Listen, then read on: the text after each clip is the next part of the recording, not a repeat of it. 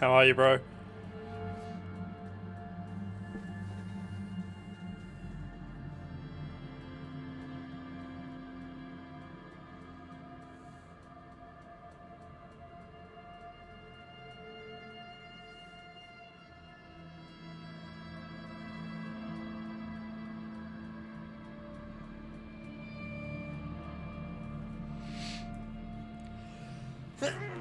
Oh, fuck. Excuse me.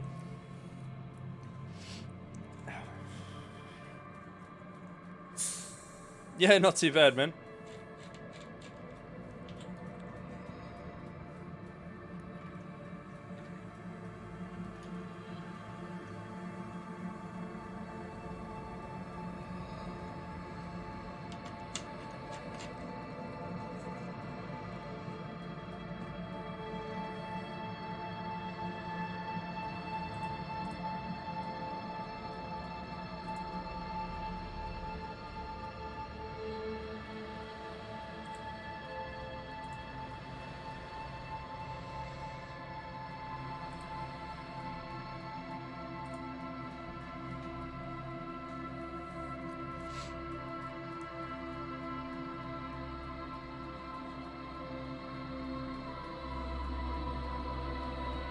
Give it a little bit.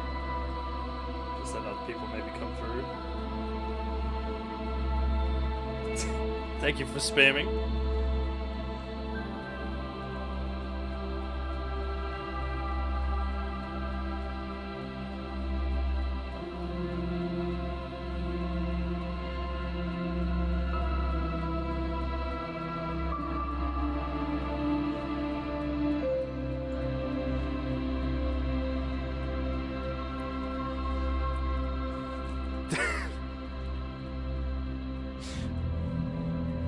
Streamception. If you tap on the link, it'll open up a whole other stream of me, and in that way you can get like 10 of me at once. Definitely not maddening.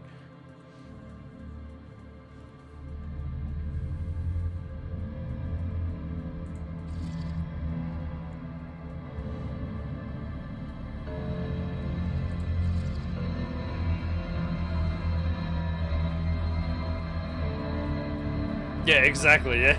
Yeah, I'll just stream the OBS.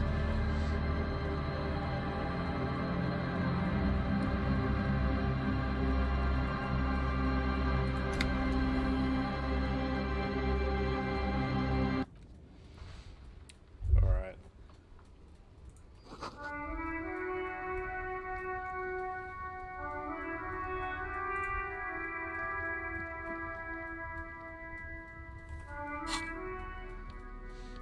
Where do we leave off?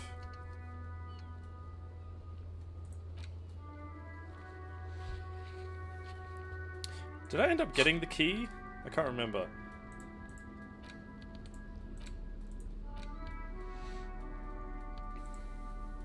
Oh, I did. Okay.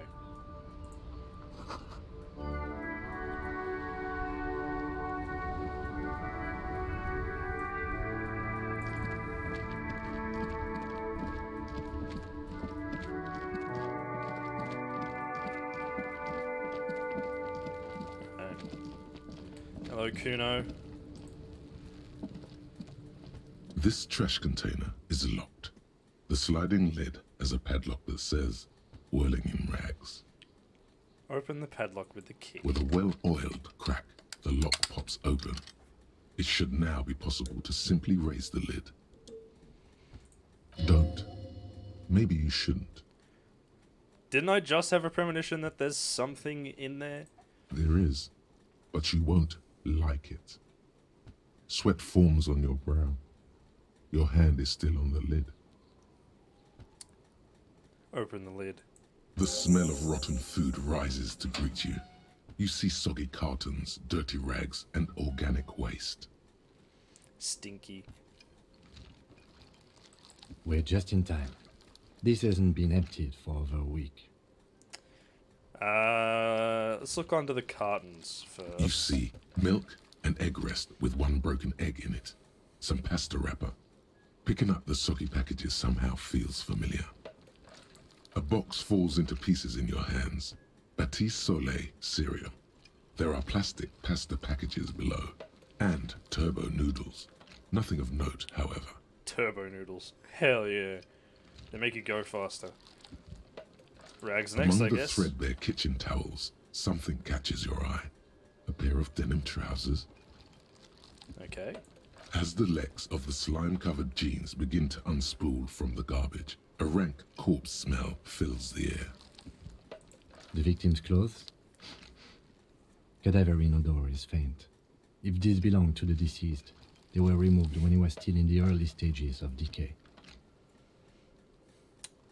Right, early stages of decay, which means that they were removed a while post-mortem. Drop them in here, officer. Guitar marked blue jeans. Pockets empty or emptied. He wore them with a belt, too. A white belt. The loops appear stretched, but He looks into the container. the belt is missing. That's it. Do you see anything else in there? I have another bag here. Something slimy catches your eye. A drab, long-sleeved shirt, olive-colored, appears from the food waste, dripping with pus. Ugh. This is a military-type overgarment. No label or serial number. This is the kind of rib-knit shirt that's worn over light armor to conceal it in an urban scenario. Anything more? The rest of the rags are just kitchen variety waste. A yellow old mug that catches your eye. But other than that, Thrown out towel, a mug. That's all. All right. We should go to Gart again and ask if he knows who put the clothes in the trash. It could be as simple as someone from the hostel cleaning the yard. Or that one. I'd advise against confronting that force. What do you mean? Kuno's totally rational. There's nothing wrong trying to ask him what the hell he did. You think someone from the Whirling Rags... Sorry, fuck. You think someone from the Whirling might have been involved, maybe? Not really. All we know is the victim's clothes are in the trash. The lid was locked and his establishment had the key. It's just a small loose thread. Yeah, we need to ask the kids who put them there. The fuck's he on about? Kids? You hear that, Kuno? He thinks you're an infant or something. See? Fair point. the lieutenant nods, then looks back into the trash container. Food waste, I It's guess. just organic waste, cold and slimy on your hands. Apple and potato peels, mostly. Unidentified sludge, and the occasional chicken bone thrown in for good measure. But hey, nothing. It's nothing. Nothing more to see here. Okay. What's this? What? A blue piece of plastic sticks out from the apple peels. It's shiny. Looks like the corner of something.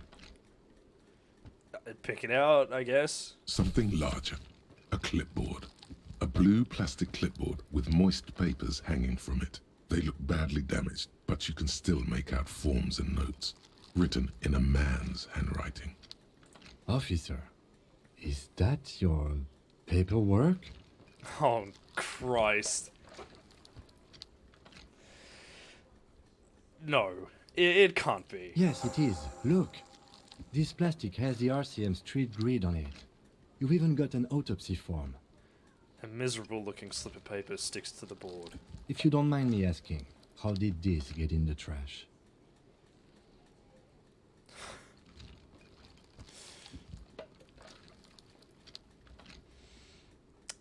It must have been cramping my style. It has a foreboding quality to it. Maybe I needed to lose it for the great bloodletting to begin. All these are bad.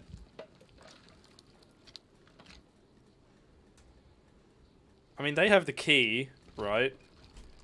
So I guess I threw it away and then they picked it up and threw it in the trash.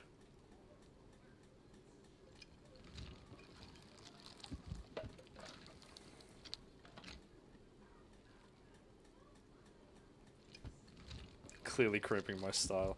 I can't be lying to Timothy, that is true. I think I'd rather just not talk about it right now. Understood. He nods, reverting his attention to the container still stinking in front of you. Be untroubled. If anything, this small moment has made him respect you more. Okay. The mug. I'm getting that mug You too. pick out a broken mug with an oddly racist depiction of the yellow man frolicking in saffron, An antique. only in its social sensibility. Tenant briefly glances at the mug, then returns his sight to the trash. You've acquired an interactable item. Investigate this item further by going to the Interact tab in your inventory. The Close the container lid. sounds a muffled gong. That's one thing off the list. I think we got it all. You said you didn't want to talk about the ledger. However, now that you have it back, it would not hurt to start taking notes on the case. Officially. True. Volumetric ship compressor. Oh, Jesus Christ. Bizarre scientific news from Revachol West today, where a police officer's shit has been observed at a pressure of around 495 gigadecimals. These metallic hydrogen levels of shit togetherness were thought to exist only at the center of collapsing stars, not law officials. It remains to be seen how long the shit singularity lasts. The shit singularity. All endurance white checks unlocked, learning cap for endurance raised to 4. Neat.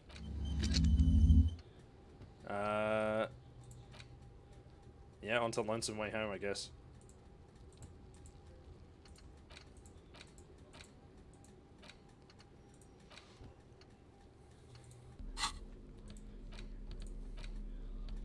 Jesus Christ. The art is incredible. This is the ledger you found in the trash. It's full of notes written in a man's dense cursive. What's going on, Goblin? We just picked through the trash. We found the dead man's clothes, my ledger, and a racist mug.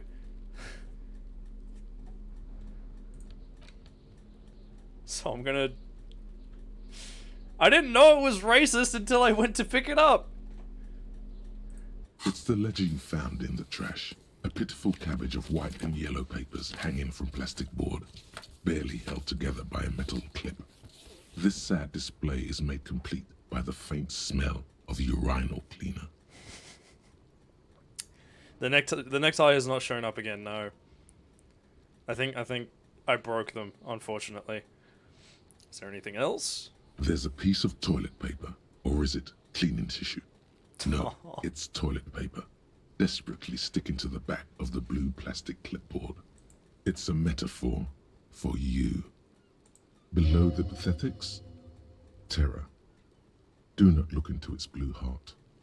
Thank you, Inland Empire. Let's inspect the toilet paper. See if it's got It's poop. just toilet paper sticking to the back of the plastic clipboard. You can take it off if you want. I think I'm gonna take it off. Still wet, the toilet paper peels off the plastic easily. All you have to do is shake it off with your finger and voila, the ledger now looks marginally better. An aluminium block runs the width of the board, biting down on the paperwork. Its crocodile teeth are the only thing keeping the papers together. A regular pencil, the tip worn down to nothing, has been attached to the clip. Guess I run my finger across the The aluminium. surface is interrupted by a silvery sticker.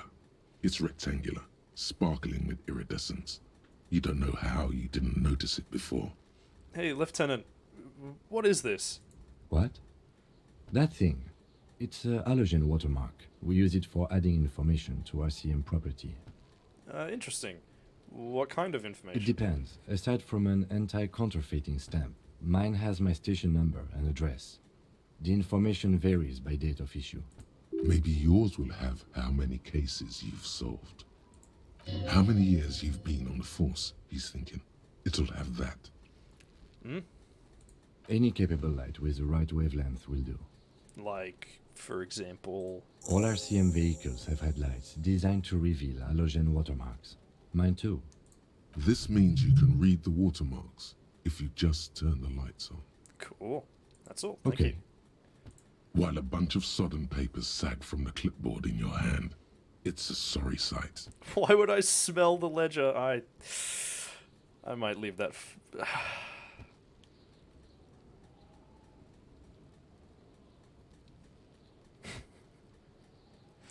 I'm gonna smell it. The acidic stench of rotting food is rubbed off on the cellulose. It now forms the base of the experience. This base surrounded by a faint air of spoiled meat, the stuff of death itself, and then sprinkled liberally with the citrus zest of toilet cleaner.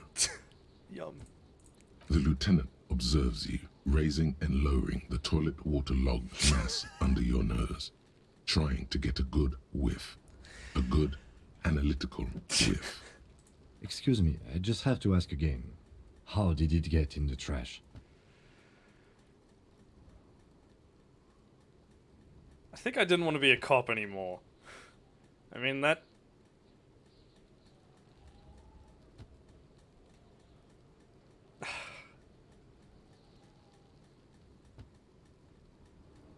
Picking up dark vibes. I think I didn't want to be a cop anymore. I'm sad to hear that. He's sorry for you.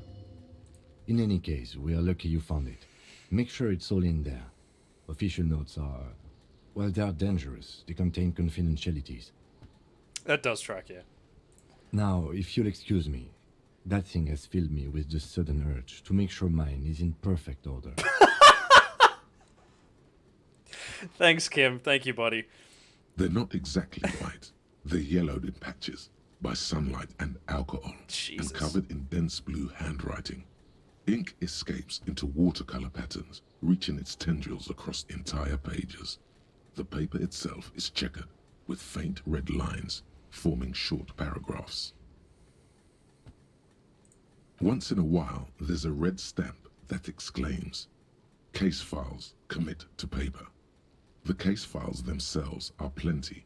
You count more than 100 sodden, crumpled up, earmarked pages falling apart in your hands. They appear to be sufficiently organized and extremely dense, if mostly illegible. What is in there? What are they about? Work, strife, poverty, the Jamrock Quarter. These are handwritten logs of investigations dating back to January 51, this year. The exact number is hard to estimate, due to missing pages and an odd naming convention. But there are at least 20, maybe 30 cases undertaken, not completed, mind you. Jesus Christ. What was the month again? It's the middle of March. That's You it. have attempted 2 cases a week on average. That's a lot of cases. Holy shit. Is 2 cases a week a good caseload, Lieutenant? Huh? 2 complex cases to undertake is a lot, yes. You really have to push yourself. I would not suggest it, lest you start making mistakes. Oh, I can't lie to my boy. 2 cases a week appears to have been my load, Lieutenant. I'm not sure I completed them, though. 2? That's a lot. I didn't mean to say you are making mistakes, by the way.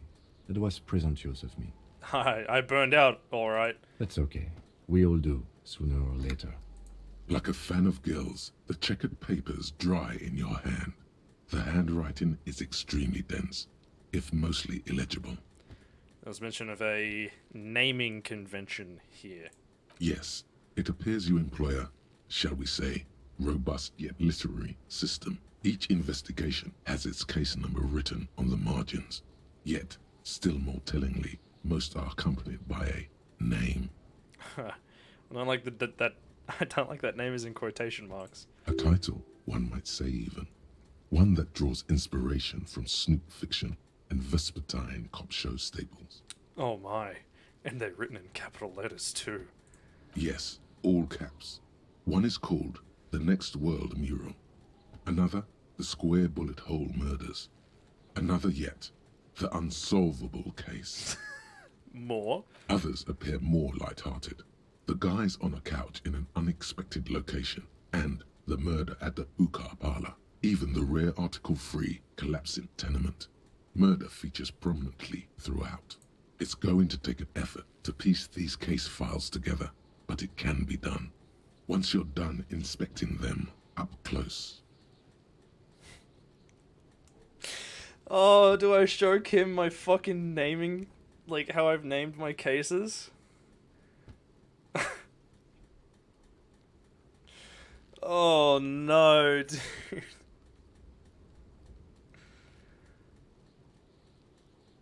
Alright.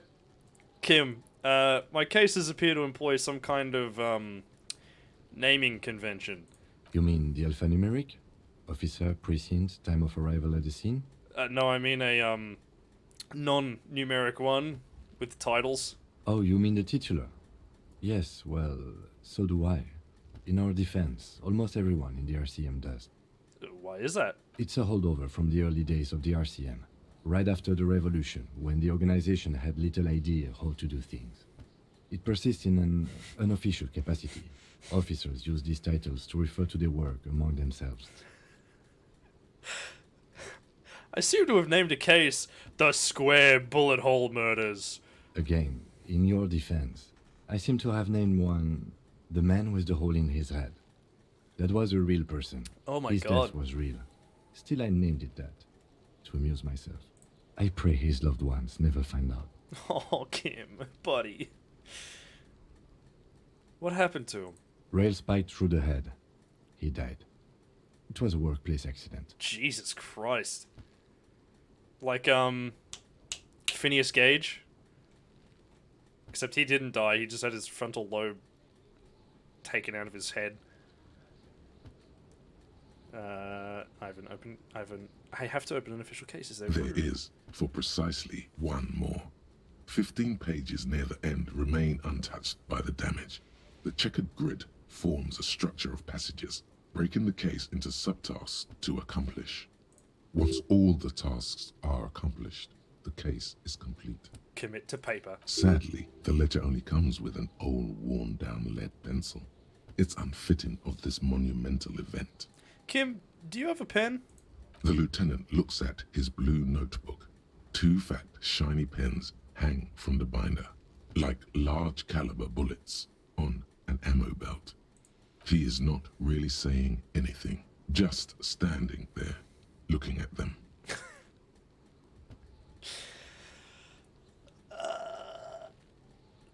Typo spotted?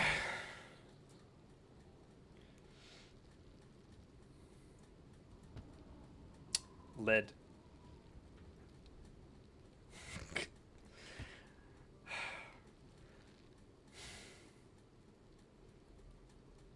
Man, I don't want to be a dick. I'll just use the lead pencil. Absolutely motionless at first, then animated slowly, imperceptibly even. The lieutenant begins to browse his notes again, leaving you to the case files. The threat has passed. He is thankful it has passed, and that he's gotten to keep both pens. Oh, I love Kim. Onto the paper with a brash free hand, uncannily similar to the rest of the letters. The wording comes easily. It's almost robotically simple. A language developed for mental rigor and simplicity. Inspect the victim's body. Interview the cafeteria manager. It's not exactly poetry, but poetry would be out of place. Cross out the ones I've already finished then. A satisfying slash sounds across the paper. You're done, it seems to say. And you, and you. Things to be done and things already done. The composition of reality. This is an extremely useful tool for a detective of the citizens' militia. Now all that remains is to name the case. Lieutenant, have you by any chance named our case? No, actually. Any ideas? The Furies are at home in the mirror. That goes hard.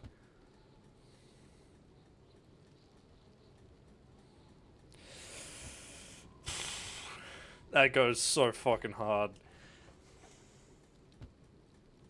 Setting stun, shit on a stick, the hanged man. Actually, I don't have one. You know what? The Furies are at home in the mirror. Furies?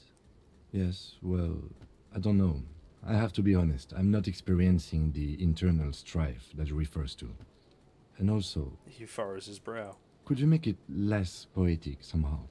Just a normal case name, you know? Think. What would that be? A good normal name. Yes, yes, you know what that normal name is, but it's so plain. Anything else, please?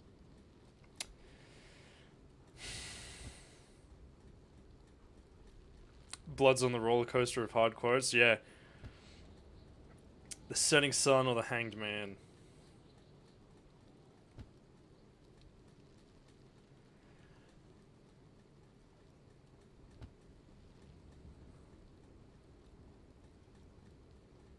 Buckle up. Alright. Just. I'm not gonna name it shit on a stick. I'm not gonna name it shit on a stick. I know Kim's reaction to that. He's gonna be like, what the fuck are you talking about, buddy? Alright, we're just gonna have to keep it simple, I think. As much as that pains me. Great. That's great. That's actually what I was thinking too. The Hanged Man. Good, strong name. We have a very good name for the case now. He liked the hangman, Kaiser. I'm going to start calling it the Hanged Man. It's good we sorted this out. Thank you, Kim. Close the case You files don't then. exactly close them, so much as distance yourself from the smelly papers. They're a little further from your nose now. Yippee! Maybe he would have liked the other one. He didn't like the Furies are at home in the mirror. That went so hard. Like, bruh. Let's browse the yellow papers, why don't we? In the back, you see thin, translucent copy of paper. Some neon yellow, some bright red, all covered in boxes, like marching armies. These look like official forms, waiting to be filled out. Oh boy. Then rip them from the binder and hand them out, according to type of form. I see. What types of forms are there? 3. The topmost are misconduct fines. The middle ones are station calls. And the bottommost are field autopsy forms. Each is easy enough to make sense of. You don't have to be an intellectual giant to do police work. Let's have a look at misconduct A fine. monetary penalization ranging from 20 to 250 real. Severe cases allow for 1,000 real, but that requires special paperwork.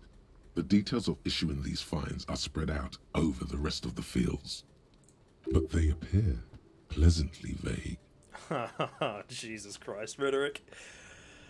Oh, Christ. Alright. Station call. These are quite sinister in turn. They give a date and time for the person to appear at the specified precinct police station. Below the call are the criminal charges I you risk see. by not appearing. And field A autopsy. dozen pages of thin copy paper, bright red in color. You see the parameters of a deceased human form waiting to be filled in. Age, sex, condition of internal organs. Enough of these. Yes, all that remains now is to fill those forms and hand them to people. Fines for wrongdoers, interview requests for bad guys, and field autopsies to dead guys. The rest of the stinking cellulose is much worse for wear. Being sandwiched between the board and the rest of the paperwork must have spared the fragile copier paper. Let's just look It's at the made of clipboard. dark blue plastic, hard enough to beat someone to submission with. Jesus. The edges are rounded, however. The U4 size board feels thick and heavy in your hand. Light shimmers on its wet surface. On the back, you see the embossed letters RCM. What did you say the color was? Blue. The blue heart. Don't look into it. Shake it. Something rattles inside, ever so lightly. Is there a hidden compartment? Permeables. It's not hidden per se. The compartment is made for permeable materials that would get damaged if something happened to it. Let's have a look inside then. The plastic shimmers like lapis lazuli, but it is not see-through. You cannot see to its center. How would I open it? With your hands, U4-sized pages hang from the clip screwed to the top of the board. Oh, why is my interface low? Because of my lonesome long way home. Interesting. Okay. I didn't think that would lower my Interfacing.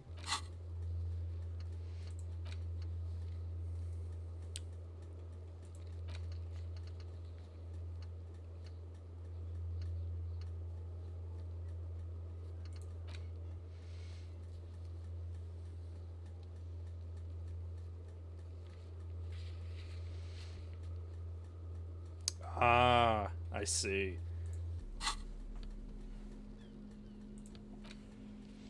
It's the ledger you found in the trash. A cabbage of papers hanging from the board, with the permeables drawer inside. It's barely held together by a clip, then made complete by the faint smell of urinal cleaner. Let's read the case files. It's proving to be harder than expected. You just don't have the intellectual rigor to patch the quilt back together. Try again later.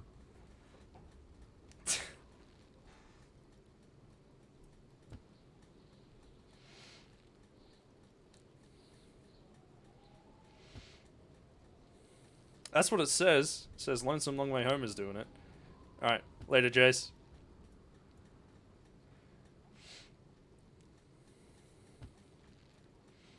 See you, gamer. Take care.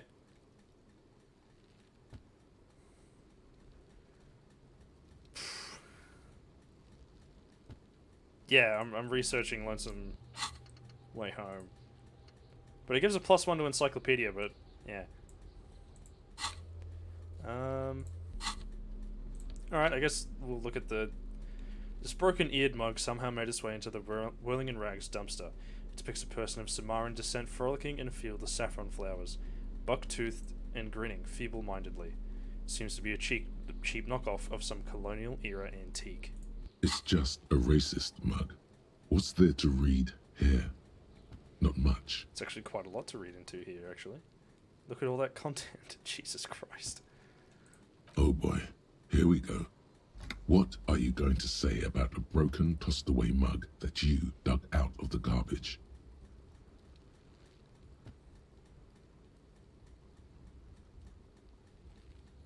Oh, Jesus Christ.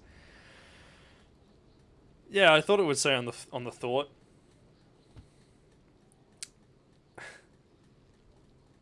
Political capital to mask my badass hustling, i.e. fraud and embezzlement. Jesus Christ. Every merchant I find and tell them, this is your inane ideology. I mean, yeah, it kind of is.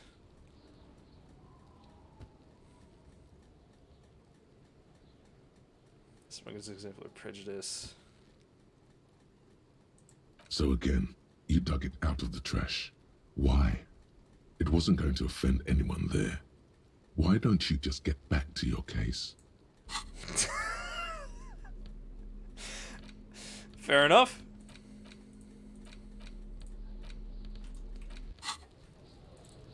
Alright, time to talk to Gart again.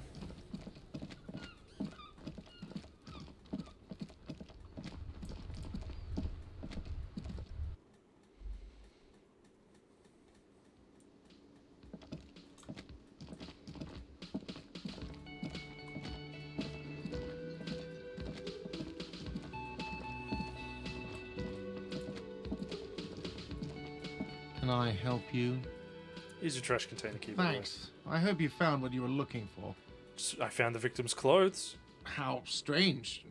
I certainly didn't put them there. Maybe you don't remember putting them there. Maybe you were sleepwalking or in a fugue state. Because someone on your staff have put them there. Sylvie had the keys before I got here, and I can vouch for her. I can vouch for all my staff.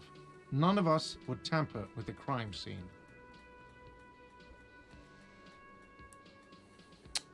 I think fugue states are more your forte, officer. Fair. Alright, well, who else has the keys to the trash The container? trash collection service? CS Municipal. I don't see why they would put anything in the trash, though. Ah, the elusive CS Municipal. I doubt we'll be able to track down who was sent here last and when. This will have to be one of those little threads that solves itself down the road. Thank you anyway. Thanks. Let's talk about something Yes. else. I saw another thing at the Whirling. Another thing. Great. I love those. No, I'm not going to ask him why I can't go into the Yes? fucking kitchen. Alright.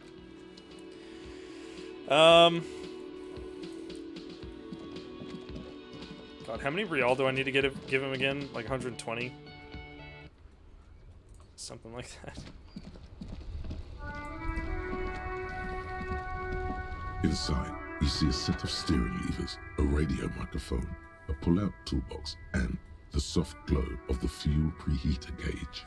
Kim, how do I turn on the headlights? All right. Ready? I turn, you press start. It's next to the preheater. Turns the preheat on, waits, takes out his keys and says... He's downplaying his excitement. The lieutenant is more than happy to show off his precious carriage. Press engine The start. dashboard lights up with orange glow. The raspberry gauge jumps, and the engine of the Caprice Canadian comes to life with a whiny growl. Jesus Christ, that thing sounds awful. Press the button labeled headlights. The lights unfold with a little click, casting electrical light onto the ground before the vehicle. There you go. I'll turn them off from the remote once you're done. We just need to stand in front of the machine now. You can turn them off remotely. Interesting.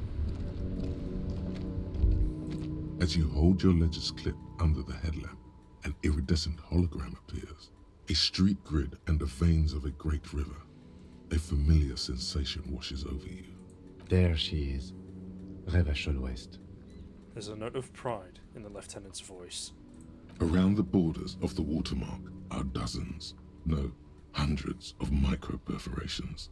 Look at the shimmering street grid. The rectangular watermark is overlaid with the logo of the RCM, and yet the major arteries of Revachol are all recognizable. They shimmer in the Kanema's headlights. Wait. Look around you. A rat brazenly darts past you and disappears amongst the stopped lorries. In the distance, a child somewhere shrieks. A woman reprimands her in a voice no quieter than the child's cry. Ah, Martinez. Where are we on this? Let me see. Right here. He says, his finger near the top of the map on a segment of coast jutting out into the great ocean. Seems nice. No, it does not. The lieutenant says without optimism. Look at the There are perforations. many of them, and they are divided into 3 separate rows. Tally up the different rows, I guess. The first row has 18 dots. What about the next one? The next is the longest. It runs all the way around the border, and then some. I guess we're counting them individually. There are so many, it's hard to count. Jesus. More than 150, at least. Maybe even 200. What about the last row? The last row has 3 perforations. 3? That's it? That's it. Hey Kim, what do all these holes mean? Those are perforations. They represent your record as an officer of the RCM. They are your statistics, as it were. I should have guessed you'd keep a record. Officers often do. Let's take a look. Alpha male officers who are proud of their numbers often do. It's meant. The first row represents your years of service. 18 years. Okay, not bad at all. What did you do before you volunteered?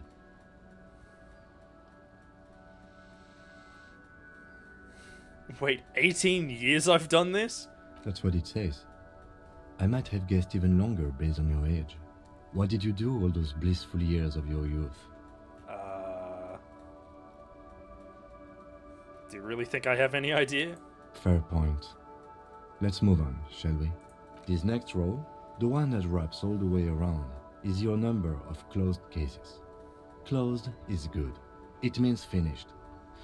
You've got, let's see... Wow, more than 200.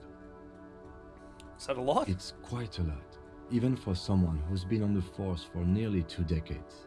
Usually, clearing more than 10 cases a year puts you in the 90th percentile of all RCM officers.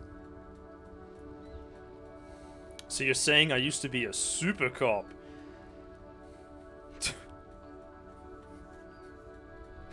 I used to be good. That's some solace, I guess.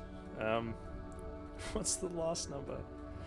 Oh, I kind of want to say that I was a super cop. Call it what you want. You are a valuable member of your precinct. Now, let's look at the last row. Right. Those are your confirmed kills. You've got precisely 3 perforations there. So I'm a killer. For an RCM officer, especially Precinct 41, which is in the Jamrock Quarter, it's rather tame. I mean that in a good way. There are certain officers who treat their kills like some kind of ghoulish game. If they do happen to solve a case, it's usually by accident. It's obvious the lieutenant doesn't think very highly of these officers. But it seems as though you are, or at least were, one of the good ones. So we have that to be thankful for.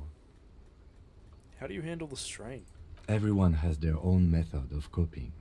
Some more effective, or self-destructive than others. He gives you a meaningful look. Personally, I find it helps to keep up a few hobbies. Like what? Oh, this and that. Let's not get into it now. Maybe I should find a hobby. Why not gardening? You've already got the gloves. He points to your yellow gardening gloves. It's meant in earnest. Please don't mistake it for a jab. I don't want to ask him if he's killed anyone. That's so fucking...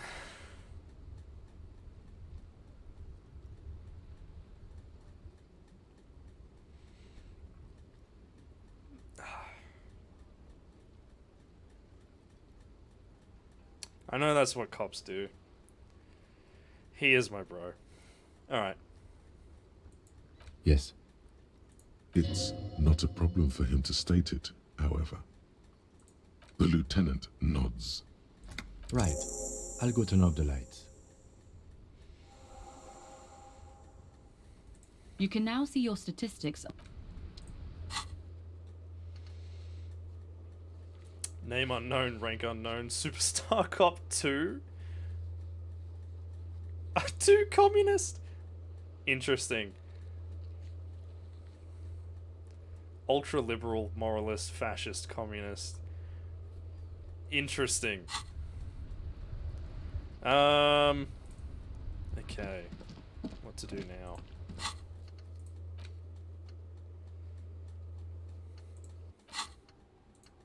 I have, haven't I?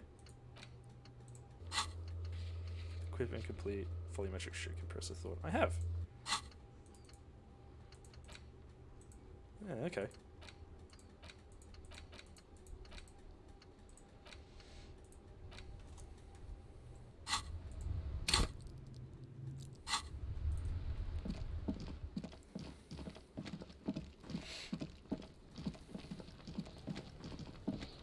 I think I'm still gonna fail this. There he still is, looking right through you +6 with though. his white eyes. The body below is entirely To be fair. dedicated to that corpse smell. Emitting it is all it does now. I've failed almost every single check so far.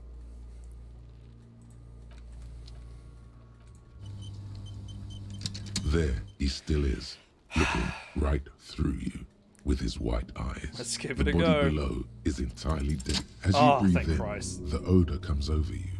It's a smell of the mind telling you to run, and your stomach to wring itself empty. With your hands at your sides and your eyes squinting, you stand in it.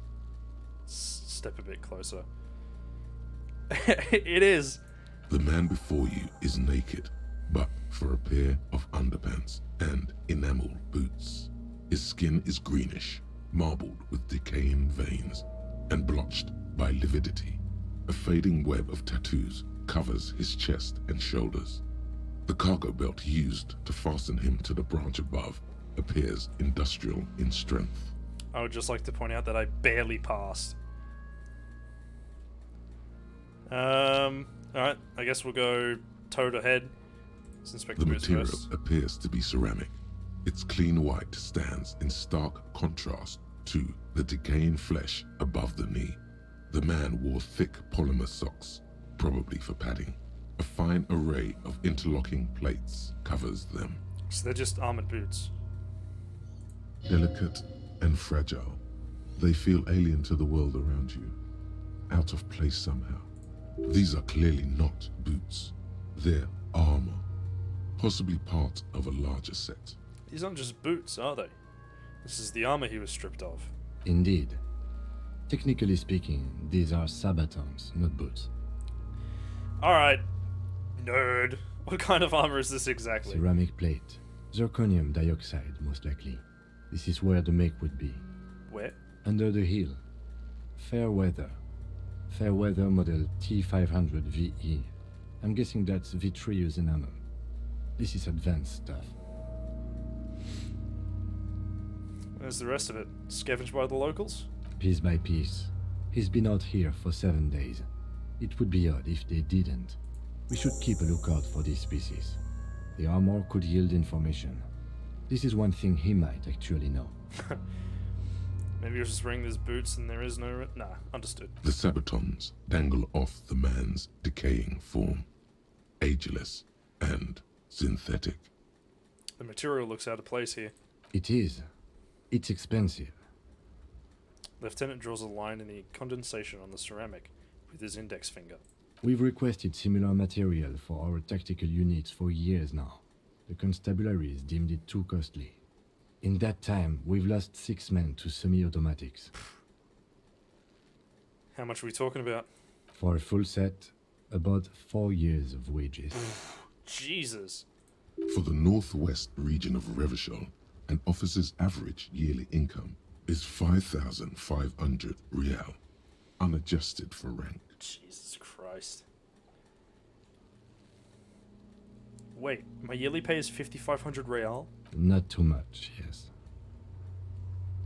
Pathetic. I need to hustle more and hate less. Sounds puny. No wonder I can't pay my hostel bill. It's a sorry situation, I agree. How could this man afford such expensive hardware? That's for us to find out. My initial report on the area suggests he was a security guard for the harbor company. But that's just hearsay. The initial report? Just something I scraped together from my station. An area report on Martinez. I'm sure you did the same. He's not actually sure of that. He's just being tactful. These look pretty advanced for a security guard. I agree. This equipment is way beyond what a guard can afford. Knock on the boot, I guess. A small bell-like sound fills the air, like tapping on the side of a porcelain cup. Sounds fragile. It's anything but. This material is a kinetic redistributor. It spreads kinetic energy horizontally, from plate to plate, dissipating it entirely. See? Faint, organic lines cover the plates where they separate into smaller ones. These plates then divide into smaller plates until there are hundreds of them altogether, like whirls of floorboards. The design looks organic, influenced by highly resistant wood materials, like lignum vitae and ebony perhaps. What does this remind me of? If trees were made of porcelain, this is what their cross-sections would look like.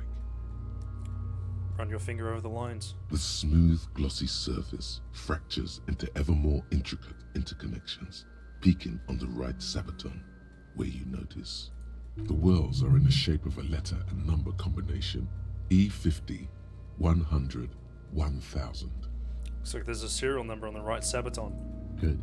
Can you read it to me?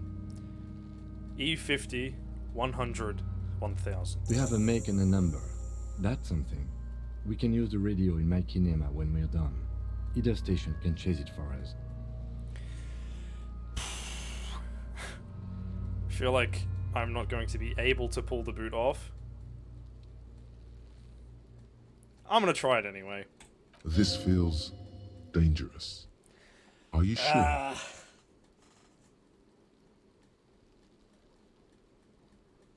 Let's just leave it for now. The sabatons dangle off the man's decaying form, ageless and I synthetic. feel like I'm gonna like pull his leg off or something. The cadaver slowly twists on the cargo belt, his torso covered in tattoos and extremities blotched pink and blue. Let's just inspect the belt. The hangman's knot is pulled tight by the weight of the corpse below. Yellow, hard-edged polyester cuts into his neck. Above, a sliding buckle ties the belt to the branch. This is a steel-reinforced cargo lashing belt, big brother of the regular cargo belt. It's used for Hey, towing how you cargo doing, Lucky? under 6-rotor airships. Don't ask me how I know, but this is a lashing belt used for airlifting cargo. Airlifting? I thought it was used on lorries for strapping cargo to them. Apparently this is the reinforced kind for air transport. My brain tells me so. The local harbor uses 6 rotors to shuffle containers around. I get the sense they use whatever was on hand, without paying much attention to not incriminating themselves. We're assuming dock workers from the harbour did it? I'm still approaching this as a lynching, yes. Motivated by the ongoing strike. You? I feel like it was something else. Yes, it often is. This bell worries me. They sure wanted him to stay up there. The rope is reinforced with steel wiring. I was afraid it would be. Thin steel wiring, parallel strands. This makes getting him down more problematic than I had assumed. How did they even get him up there? A noose is one of those things that's easier to use one way around. He points to the buckle, tying the belt to the branch above. Did they climb up using the kid's ladder? That ladder can't carry a grown man. I didn't see any splintering either, did you? I think they lassoed the branch, then pulled on the belt to close the buckle. He makes a pulling motion. Could be. The shape of the branch supports the theory. The cadaver hangs from the cargo belt, limbs limp and torso covered in tattoos. Let's look at the tattoos then. An intricate web of blue lines stretches across the torso, from the right shoulder to the solar plexus. Each time they intersect, a small white star is formed in their crossing. Hundreds of fading asterisks riddle his skin. Their concentration is highest around his heart. His corpse is marked by stars. What will mine be marked by? Alcohol and heartbreak. Is this a map of the night sky? A map of the stars. I do see some similarity to astronomical charts. Great Century Messinian, maybe. But this seems more particular. Customized somehow. As if someone left out most of the night sky, filtering it through personal choice. The principle of this filter remains unknown to you. The thought dissipates, and you feel as though you were only half right. I'm missing something here. So am I. He takes a thin piece of milled aluminium from his coat pocket and pulls it open. Sounds like a sword being unsheathed. A small lens appears. Some sort of camera. What's that? A Trigger Sunshine. Mini. Triggered is the world's leading manufacturer of intercommunication devices, primarily projectors. The camera before you looks familiar somehow. Shit, Kuno! What the fuck is that? An instant color camera. He produces 2 metal-capped ampules and clicks them into place on the side of the apparatus. A thin slot shines there. I have only 2 ampoules, so nobody move. I don't want to waste one. He points the camera at the corpse, peering into it. The lens needs adjusting. Then, A sound, a shrill flash, followed by the breaking of a small ampoule of glass. You see streams of color pour onto the thick, glossy piece of paper, rolling out.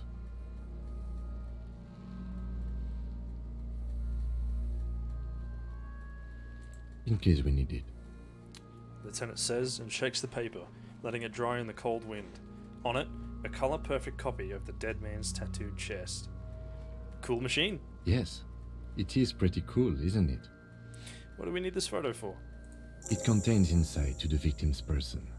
By his build, I'd say this was a man of physical violence. The story he wanted his body to tell was important to him. It is his letter. To us. Someone should decipher it. We'll need to show it around. Can I have it? I should look at it later, without the corpse smell. Sure. Just don't lose it. He hands you the piece of rolled-up photo paper. It's no larger than a pack of cigarettes. The glassy-eyed corpse looks by, his mouth mute and his skin as colorful as the chemical rainbow on the photo paper, teeming with opportunistic organisms. I went thinker. I made my own that sort of leaned a lot more into, hold on. That leaned into the intellect and psyche sort of equally, but I went with volition. So I guess a bit more, feeler than thinker, but not by much. Look him in the eye, I guess. His eyes are milky white and blind to the world, protruding comically from their sockets. There is no one home, just subaquatic terrors there. Dark brown hair grows on his head. His face is ready to explode from the organic processes inside. The death's head grin has passed. What remains is an unrecognizable mess.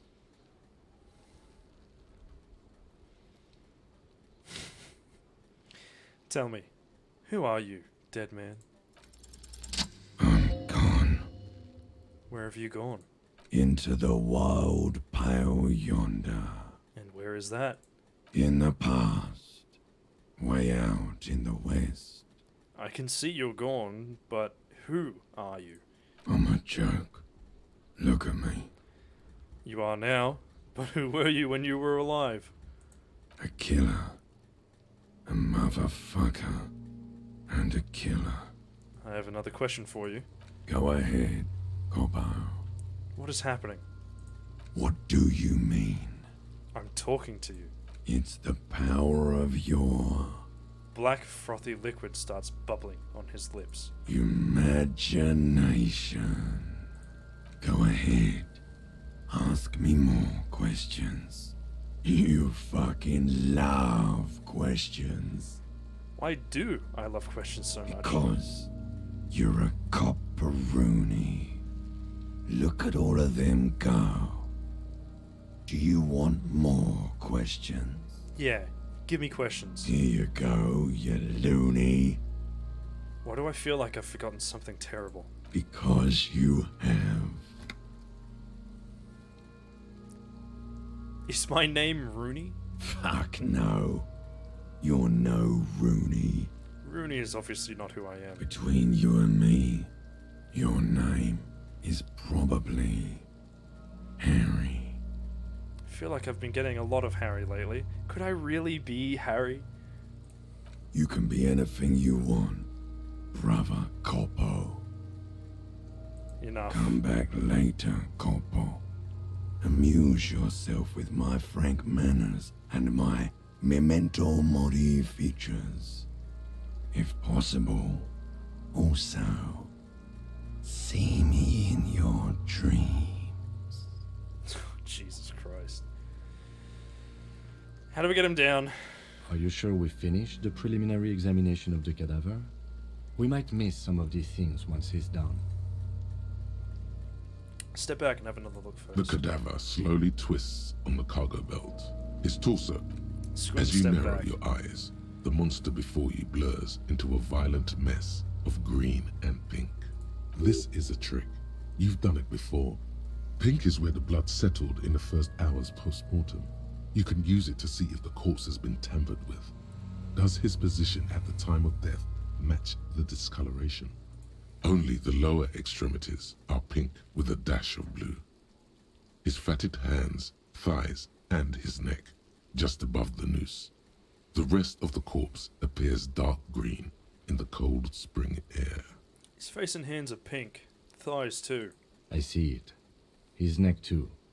The lividity goes right up his chin. We have good, well-pronounced discoloration here.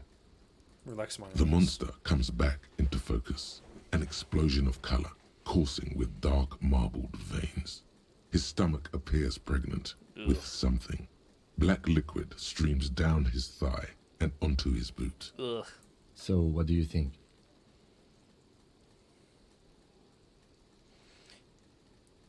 I think he was upright after death. His hands, feet, and neck are discolored.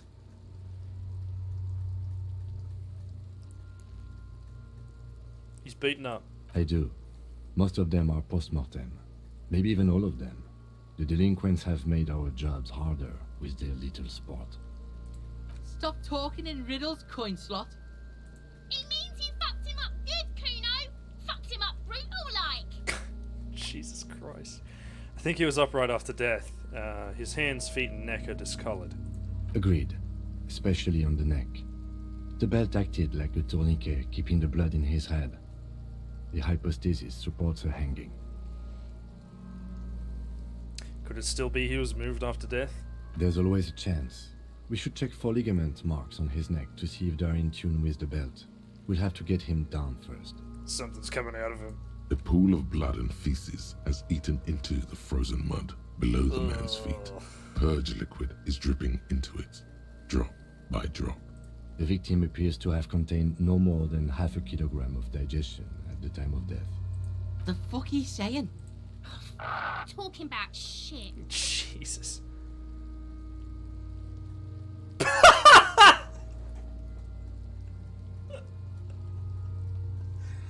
Oh my god.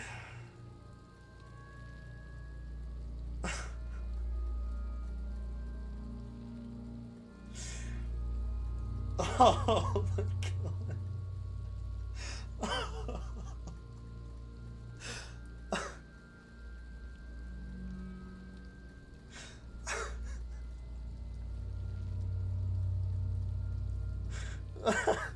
Holy fuck.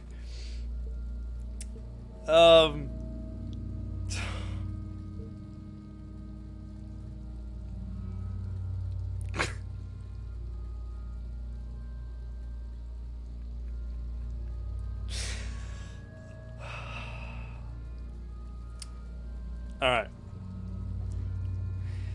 Goddamn right, I'm a. Malicious laughter erupts in the yard. Sounds like seagulls. Big said he's a.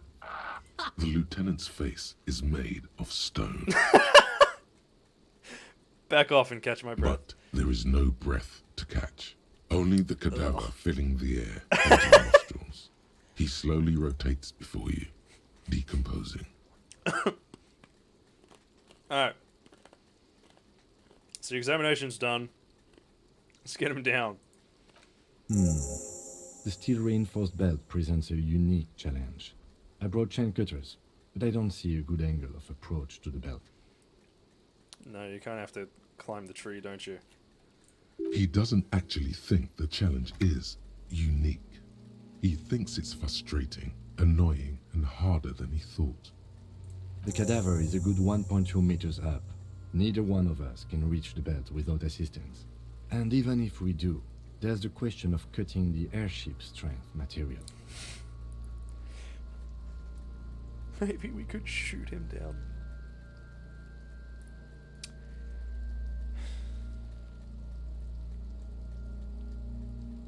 I guess we could, yeah, saw the branch, maybe. Climb up there and saw the branch? Yeah. Seems dangerous. There has to be a less risky way, with less falling down of trees. Can't someone else do it? Someone else? You mean like the police? You have a point there. Sadly, yes. The whole RCM is out there right now, doing the exact same thing we are. Are we in a rush to help them? Not with this on our hands. I know it's hard, but I assure you, the others won't come to help us. And we have a growing sanitary concern here. We need to get him down, fast. Maybe we could shoot him down. Yeah! Bang bang time, pig! Shoot his head off! How? Where the buckle ties the rope to the branch, that's a good spot to aim. There. The buckle holds the belt together. Where? Ah, yes, I see. If the shot hits that, there might be a chance to release the belt. Yeah, now we're talking. Entertain a Kuno with some shit. They'll miss! The pigs will miss Kuno! I'm gonna let Kim choose. Silence. With his elbow sharp, the lieutenant unzips his jacket and produces a lightweight firearm. He drops a paper cartridge in the barrel, separates the scouring stick, and gives the cartridge 5 tucks. That's a Kiel A9090 Armistice, mass-produced muzzleloader, ascetic, frugal, one of the most common firearms in the world. He then steps back and assumes the fellow's desk position, taking aim. The corner of his eye twitches. His finger is on the trigger. Say nothing. He's gonna fucking miss! The kid's voice is drowned in a shrill blast that echoes off the walls of the surrounding tenements. A cloud of smoke slowly parts in the air as the lieutenant steps back and says to himself, God damn it. he feels bad about it. About his eyes mostly. Just having bad eyesight. Probably from a young age. Whatever you do, do not console him. Fucking idiot! Muckabat asshole! Aw. Kim, buddy. Kuno could have hit it easy, but then Kuno's not fucking handicapped, is he?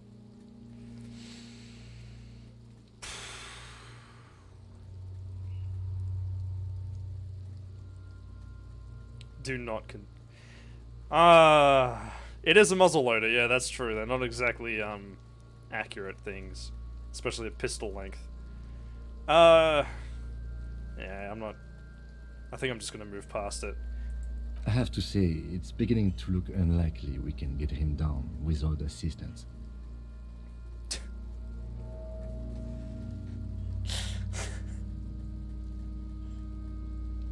Oh, Christ. I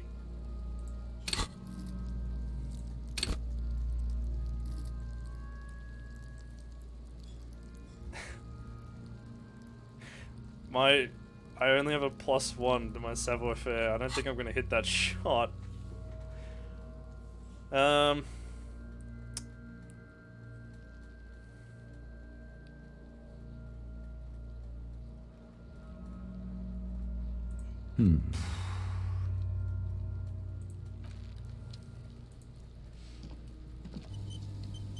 Hey, Kuno. Fuck does Kuno care? The fuck about it? Where's the rest of his armor? Kuno doesn't give a shit about the armor. How come? Kuno's fuck gimp's got one big thing wrong with him. He's a fucking mutant. A mutant. Look at him. Fucking growth hormone shit. He's a giant. The armor's too big for any man. Kuno doesn't give a shit about that freak armor. Kuno threw that shit away. What do you mean you threw it away? Kuno tried to get the helmet on. It was too big. He performs a kickoff on the imaginary helmet. Kuno kicked that shit in the sea, rugby style. That shit means nothing to Kuno. You threw it in the sea? Yeah, that shit means nothing to Kuno. Kuno doesn't give a shit about material shit. Kuno's a fucking monk. You wanna fuck on someone about that armor? Go fuck the mustached union fuck. The jolly troubadour shit at the gates. What do you mean troubadour? Yeah, cock and boot. You know that jolly union cow fucker?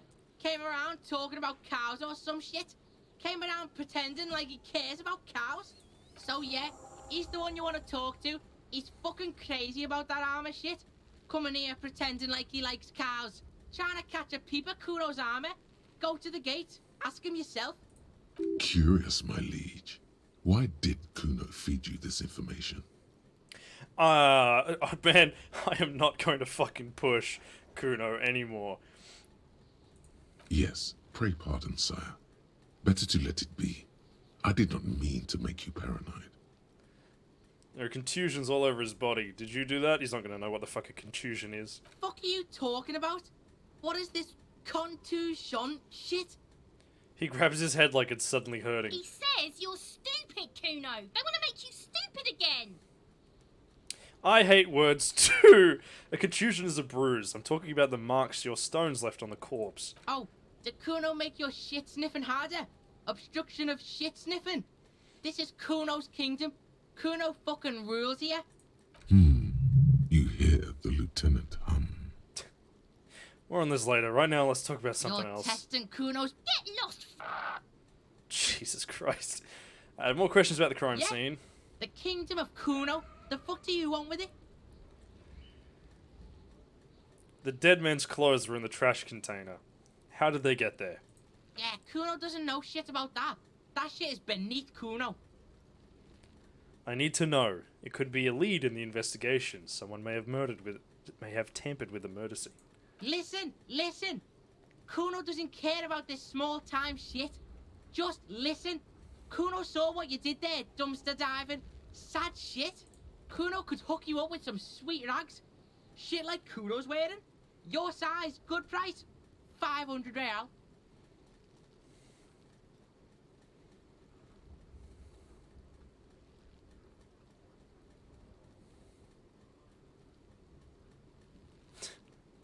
What's so great about these pants? Pig, these are found modulars. Liquid fit, performance crotch, urban survival shit. Made in Mirova by scientists.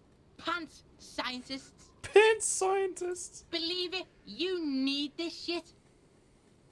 He unzips his jacket to give you a quick peek at the plastic wrapped pants. They are graphite black and look brand new. These could drastically improve your chances of survival in the urban wilderness. Coach Physical Instrument endorses these pants. They are tartan ready. They will also make you into an idiot. Truly. Yeah. Wait, I asked you what happened to his clothes. You must have seen them lying around. Look, Kuno ain't seen shit lying around. Except for that up there. Now you want performance gear or not, Grandpa? The lieutenant remains silent, but his expression couldn't say, "I told you so," any louder. No, Kuno, you don't know anything about the tampering I'm investigating and I already have Whatever. pants. Kuno was trying to help you, but you're too fat for fouling anyway, pig. There's also a mug in the trash. The fuck? A mug in the trash? Is this about the fucking clothes again? Yes. Does this racist mug have anything to do with it? Yes. Does this adequate depiction of a South Samoan man have anything to do with it? Yes. Does this quaint, better not taken out of historical context mug have anything to do with it? Does... Oh, Christ. Yeah, Kuno sees where this is going. Kuno's got that fast brain. You saying you pigs are after the mug fucker, 'cause he's the clothes fucker? I can't hear you, Kuno. Speak louder, Kuno. It's exactly what I'm saying, Kuno. Someone has tampered with the crime scene, cleaned some of it up. Shit, that's tense. Someone's going to the beat-down basement, huh? Mug guy gonna get tied to the radiator. He nods in approval. He's fast with the brain, dude. He's so fast with the brain. Kuno doesn't know who put that shit in there. And if he did, he wouldn't squeal. But if you find out, maybe you can... Tell the Kuno who it was. He's curious. He likes putting 2 and 2 together here. Stop turning into a pig, Kuno. They're trying to get you hooked on the snitching. Get away from my Kuno. Yeah, get your bacon shit away. Kuno doesn't like to be seen with the popo. Get your shit done and out of Kuno's face. Kuno, there's a stack of Eternite back there. That's just some shit roofing gimps left behind, lazy dinks. There it is. That strange feeling again. As if there was more than meets the eye about that pile of roofing material.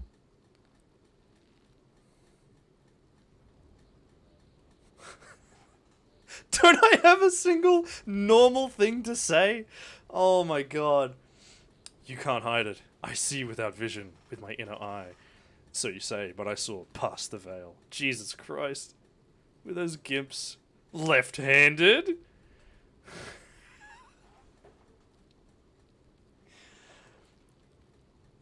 So you say, but I saw past the veil. Fucking well. The fuck are you talking about? Ask me a normal question, pig. They're trying to make you feel stupid, Kuno. You glance again at the roofing material in front of the shack. Yes, Rock eyebrow. we should go back there. I might have questions later. Yeah, whatever. Kuno doesn't give a shit. Try and figure out what's going on with this kid. I think I have a Kuno doesn't... pretty good idea. Can I talk to Kuno SA, or is she just gonna, like, tell me to fuck off again? I'll die before I squeal, pig. Listen, child, that corpse made me puke twice, and I was wondering why you don't... Stay away from me, pig. You don't want to see what happens when you corner me. Yeah, I thought she wouldn't talk at all. An inconspicuous pile of the roofing material, Eternite. God, is it worth leveling up my perception?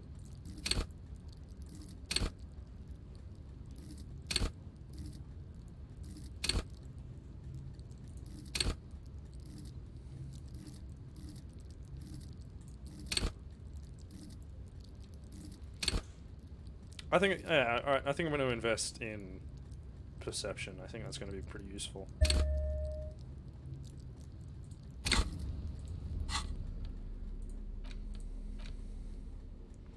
Lieutenant Kitsuragi snapped this photo of the hanged man's tattoos. It displays the intricate web of blue lines stretching across his torso. You have to admit, it looks quite cool. An intricate web of blue lines stretches across the torso of the hanged man, from the right shoulder to the solar plexus. Each time the lines intersect, a small white star is formed in their crossing. Hundreds of fading asterisks riddle his skin. Their concentration is highest around his heart. It still kind of looks like a map of the stars in the night sky, but something's not right. Who are you? Gone. What's the meaning of this tattoo? For you to discover. You've gotten as far as you will without assistance. Someone who knows about history could tell you. Okay. An inconspicuous pile of the roofing material, Eternite. Yeah, let's give it a go. Because Fuck! it's nice and orderly, well-laid palette, easy on the eyes. Fuck! It reveals no secrets at this. It's fucking... Dumbass! Maybe I should have given it a go first and then raised my perception.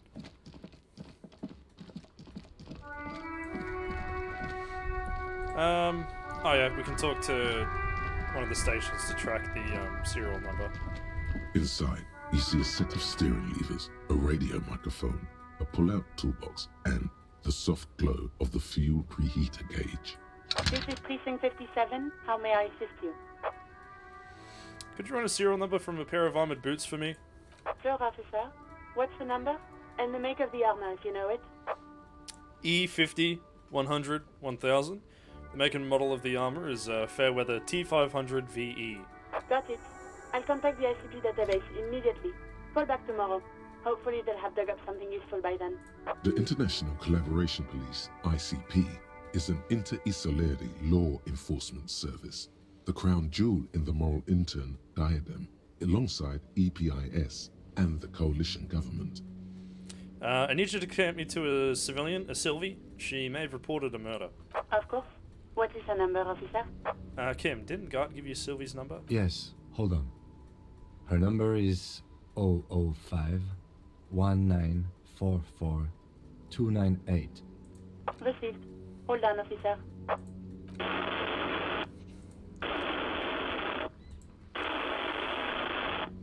Start slapping a marching rhythm on my thighs. Hell yes! Give it a minute. She might be busy at the moment. Takes a bit to get to the phone. Just wait. Relax. Thank you for listening.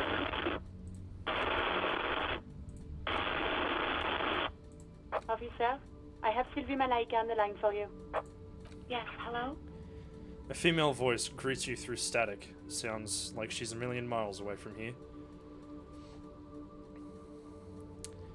Oh Christ, I don't think that's gonna go very well if I say that I'm the detective from the Whirling in Rags.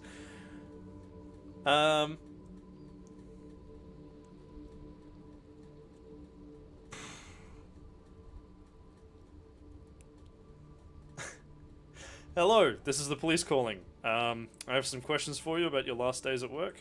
Oh, right. Hello, officer. What can I do Okay, for she you? recognized me anyway. You can hear resentment in her tone. She's not thrilled to be talking to you again. Have you seen my badge on my gun? Oh no! You quit your job at the Whirling. Why? You mean, why did I leave the bar? Honestly, I'm not really comfortable discussing it with you, sir. Why not?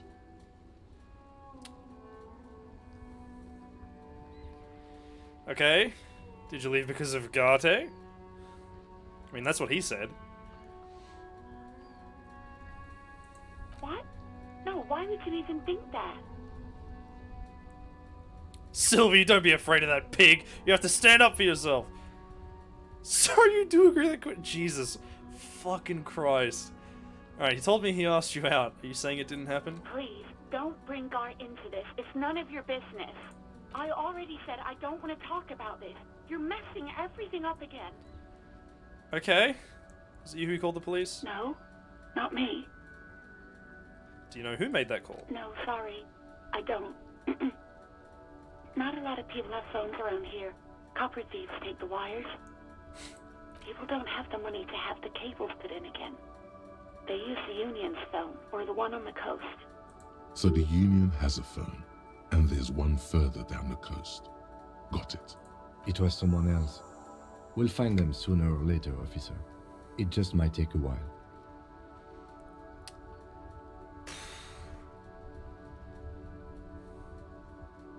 Good ol' NS of W. Hell yeah, brother. I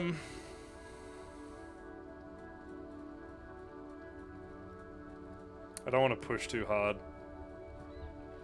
She's clearly very upset. Alright, next question. Yeah, go on.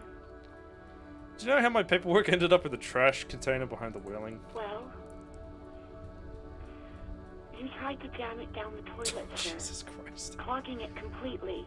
After I had unclogged the toilet and retrieved the paperwork, I threw it out in the trash, thinking you didn't need it.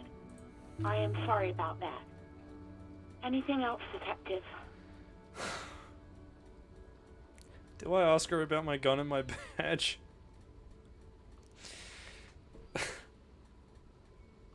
I mean... Oh my god. Oh no. Alright. I'm gonna ask her about the badge at least. I'm not gonna mention the gun, I think. Yes, I know who you are. You're a police officer. The law. This exact conversation has happened before. Establishing authority before this young girl seems to have been important to you in the past. Don't go there again. I didn't want to, I'll be honest. Thank you, Rhetoric. My badge is missing. Have you seen it anywhere? Oh, no, I haven't, sorry. Real policemen have uniforms too, by the way. Where's yours? Kim doesn't have a uniform and he seems real to me. He's in plain clothes, voluntarily. It's different from not knowing where your uniform is. There are officers who wear the signature Perseus black uniforms to the highest ranks in the RCM and end up buried in them as well. Others do it more casually. Have you Looks like you're one of them. Have you seen my policeman uniform? I think I got everything I need. Thank you, Sylvie. I do hope so. Please, don't call me again. Bye. Wait, why does she seem angry with me? God asked her out, yep. Yes, you have obviously done something to upset her at the Whirling in Rags, when she was still working there. Wait, before you go, you're mad at me, right? Tell me, what did I do? I can't remember anything. I'm not mad, it's just... You were so drunk and so emotional all the time, and then the skua thing happened. It just made me want to quit. What skua thing? Stuffed bird. The great skua. You threw it against the wall while screaming, "Fuck that bird," and laughing like a maniac. I think you said it had been giving you shit ever since you got there. Why do I always end up screwing everything? That sounds like me, alright.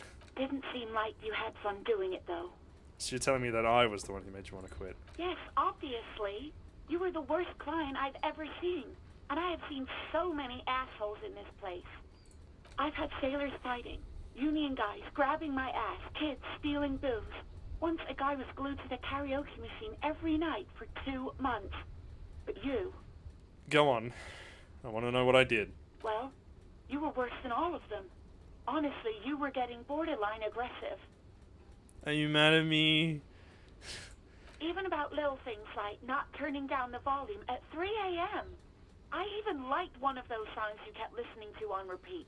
No more. I hate it now. Hold on, which We song? Go On by the O.O. I can't listen to it anymore. You've turned it into a parody. Sorry. Sorry about the song. To hell with that song. Then there was your room. Your project. An experiment to see how bad it can get in there. I tried to send the cleaner, but you wouldn't let me. Threatened to make me understand. I had no idea what you meant, and I don't want to know. And then you scream something about how you're actually a real cool guy, and no one understands it. One of the coolest guys there is. The coolest guy in Jamrock.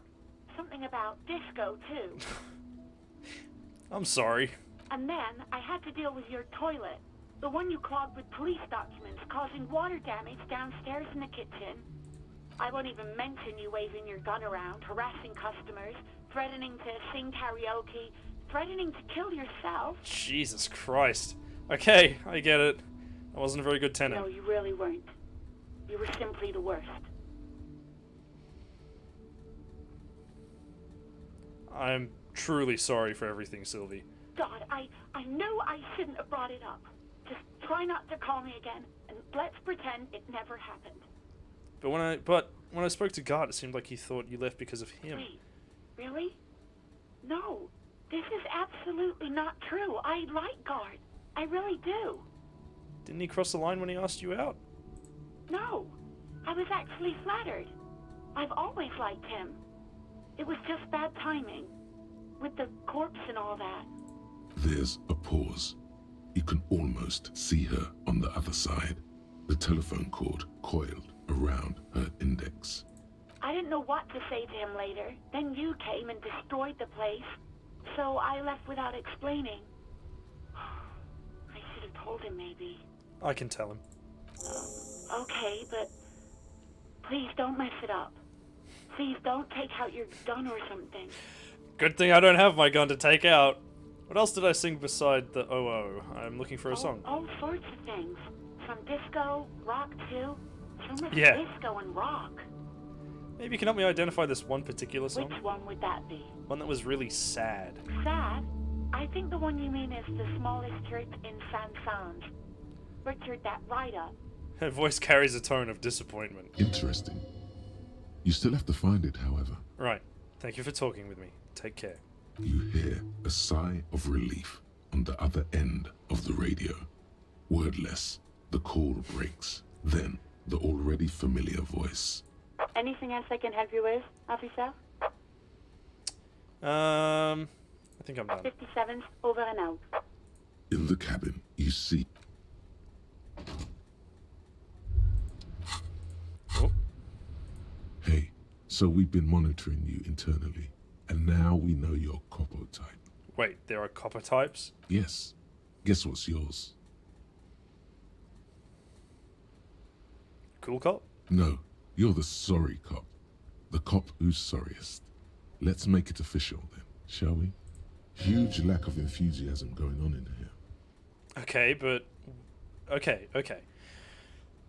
But what are the other copper types? Oh, you know. Apocalypse, Superstellar, the advanced interesting cop, Liquid Shadow cop. But you're too sorry to say those things. So, here we go? Won't the other copper types be jealous? What? Jealous of the sorry cop? I think they'll be fine. Don't worry. Shout out to sorry cop. They'll be super fine. It'll be totally okay. You can dual Copo type from sorry to anything. Fucking... They should be sorry.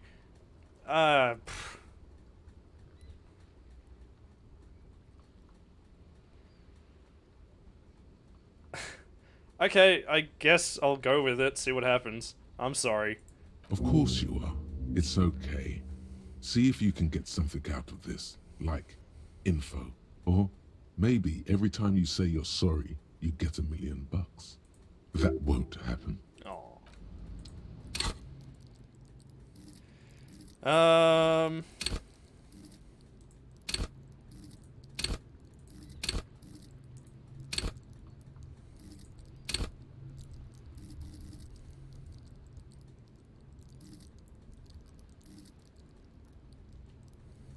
I think I'll save that skill point for now. -1 authority, because of the fucking research bonus. You're one sorry piece of shit. A cop penitent. A flagellant cop monk. This is not the right line of work for you. should be groveling at the feet of a feudal lord, providing lurid evidence against yourself at a Mazovian show trial, or ripping the flesh from your back with a cat o' nine tails. Whatever made you this way, you can be damn sure it was your own fault. Do it. Really criticize yourself. Who knows? You might uncover something of importance from your guilt-ridden past. Christ, I'm sorry.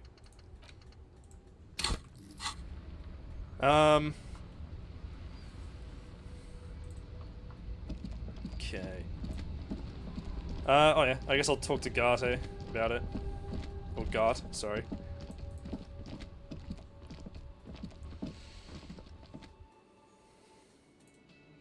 Oh, hello.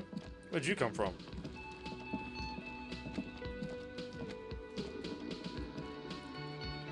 It's all about money, you know.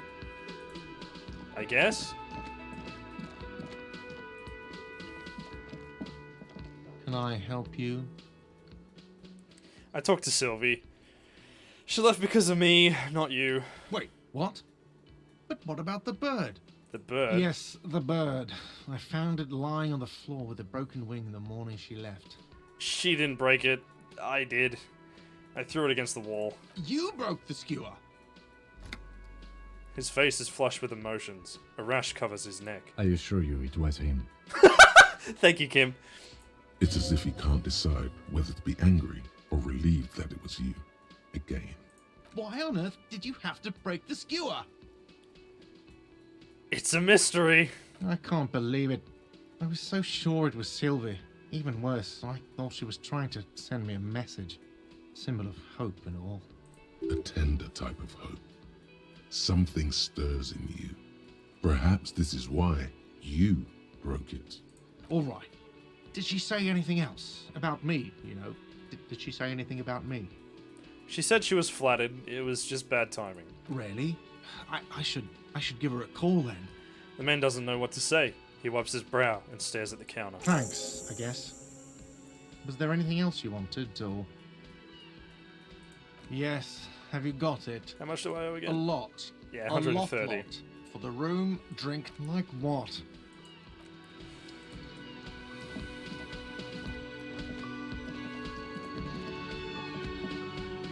Oh, the kitchen's open. Dishes are drying. They smell of chemicals and pine trees. Must be the cook. A thin man is smoking below an exhaust hood, occasionally sipping from his mug. This must be the Whirling's cook. Yellow mug. Yellow mug.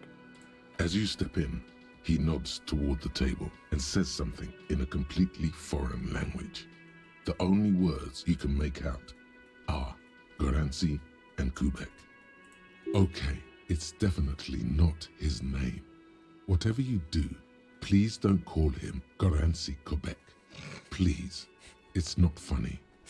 Hello, sir. Got time for a few questions? The man puts his cup down and replies something, his left hand drawing arcs in the air. You've got some impressive pots there. He smiles and bangs his ladle against each of his pots in turn. It's almost like music, especially with the sounds of assorted dishes boiling and simmering on the stove. I don't think I need anything else. Stay masculine. Oh, did I miss the perception thing? Oh. Nah, there we go. An aroma of spices, alcohol, and tomato hangs in the air. You see a heavy steel door with a prominent dimple lock. It's painted blue. You immediately feel drawn to the color. Blue is for mystery. I wonder where this door leads. You do?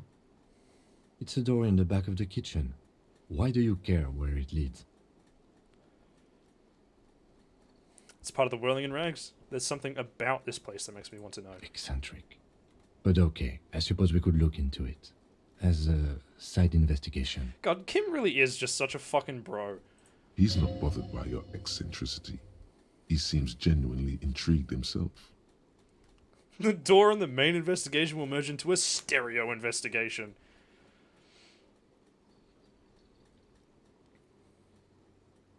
If you say so, Gart is the person to ask about this. The cafeteria manager. There's nothing else in here, is there? Ooh.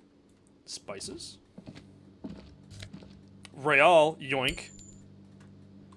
Did I just steal his, like, tip money?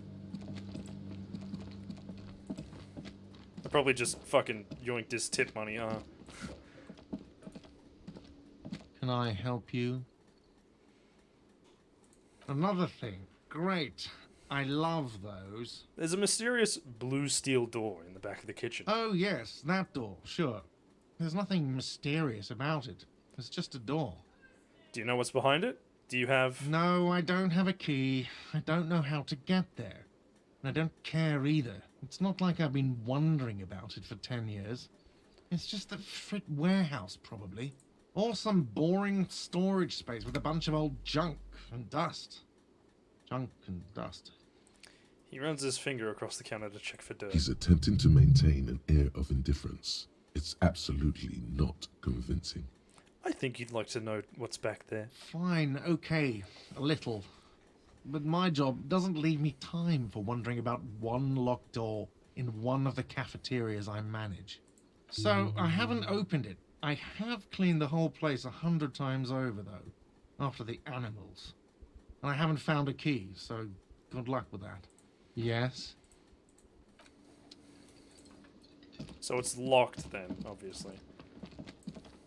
So this guy's just like a random NPC we can talk to. It just doesn't have anything. Gotta spend money to make money. Yeah, I guess.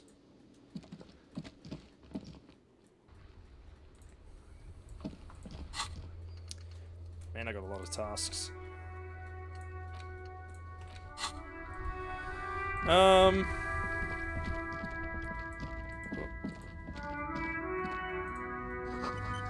Goods from the lorry haphazardly litter the surroundings. Hey there, buddy. Welcome to Rivachol. Announces the rotund man. The remark isn't addressed to you. It's addressed to the lieutenant. Why are you addressing him with my partner? Don't you welcome to Revachol me. My grandfather came here from a 3,000-year-old racist isolationist culture, while your ancestors came to this island a mere 300 years ago. Every school of thought and government has failed in the city, but I love it nonetheless. It belongs to me as much as it belongs to you. You tell him. It's men like you who keep Revachol divided, making it that much harder for everyone to climb out of this post-war limbo. What he means is, fixation on the Revacholian nation makes it harder for Revachol to actually attain self-determination. He's right. You're undermining our best shot at real self-determination. Oh, come on, man. I just said, welcome to Rivachol. It's a lorry driver thing. I know exactly what you meant. You think my kind doesn't belong here, that I should watch myself and behave. But you see, I'm an officer of the RCM. It's actually my job to make sure you behave. I would advise you to remember that. Damn, Kim. Silence. The air between them becomes tense. Your partner needs backup. Now's your moment to shine. I think we all learned something here. Fucking A, Kim. I've got your back. Give the lieutenant a punch on the shoulder. You two make a cute couple. You know that? The lieutenant exhales and resumes his regular calmness. Now that that's settled, we have a couple of questions. Whatever you say, officers. He waits impassively, cigarette smoldering between his fingers. I found this mug in the trash. Yours? Oh man, that's great. Look at that guy go. Haven't seen anything that funny in a while. Is it yours? God damn. Thanks for that, but no, it's not mine. He doesn't live in Martinez. What are you hauling? Oh, not much anymore. I'm here to pick up some cargo, but the dock workers are on strike, so it's a sit and wait on your ass Racism. situation. Kind of cargo. Wait, how long has this been going on then? The strike? Oh, they've been at it for a while. A month, 2 months maybe. But this here is just the last week or so. What kind of cargo are you supposed to pick up? Apples. Apples. It's exactly the kind of thing you'd say if you had something to hide. Apples. Yeah, apples. I take it you had other... Oh, not much anymore. Apples. Apples. Sounds is like a cover exactly story the to kind me. of- Look, as detective, I come from a long line of lorrymen. We got ancient rights and privileges. Oh, I'm here to pick up a load of fucking apples, man. Just regular, picked apples. Damn, you're not gonna get more out of him on this. He's put up the wall of racism. The wall of racism. Fucking A. Alright. Said something about the rights and privileges of lorrymen. Oh yeah, they're a big deal. My great-grandfather was a carter, had a royal license and everything. We've tried to hold on to our privileges. Hold on. What's a Carter? Someone with a cart. What did you think it was? That's how deep into history our thing reaches. Before machines. Oh. So, he was a garbage man. Not at all. We're part of a guild and everything, huh? It's very ancient, very prestigious. So it's kind of a union. Hell no. It's a guild. Invitation only. Unions work for the rich fucks. They're basically the same.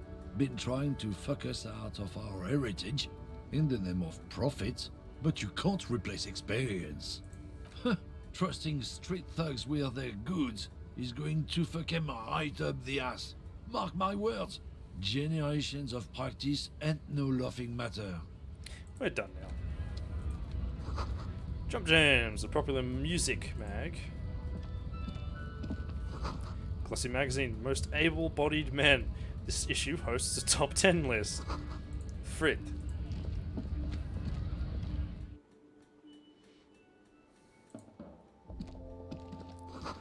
Yellow roses, dozens of them. Tulips too.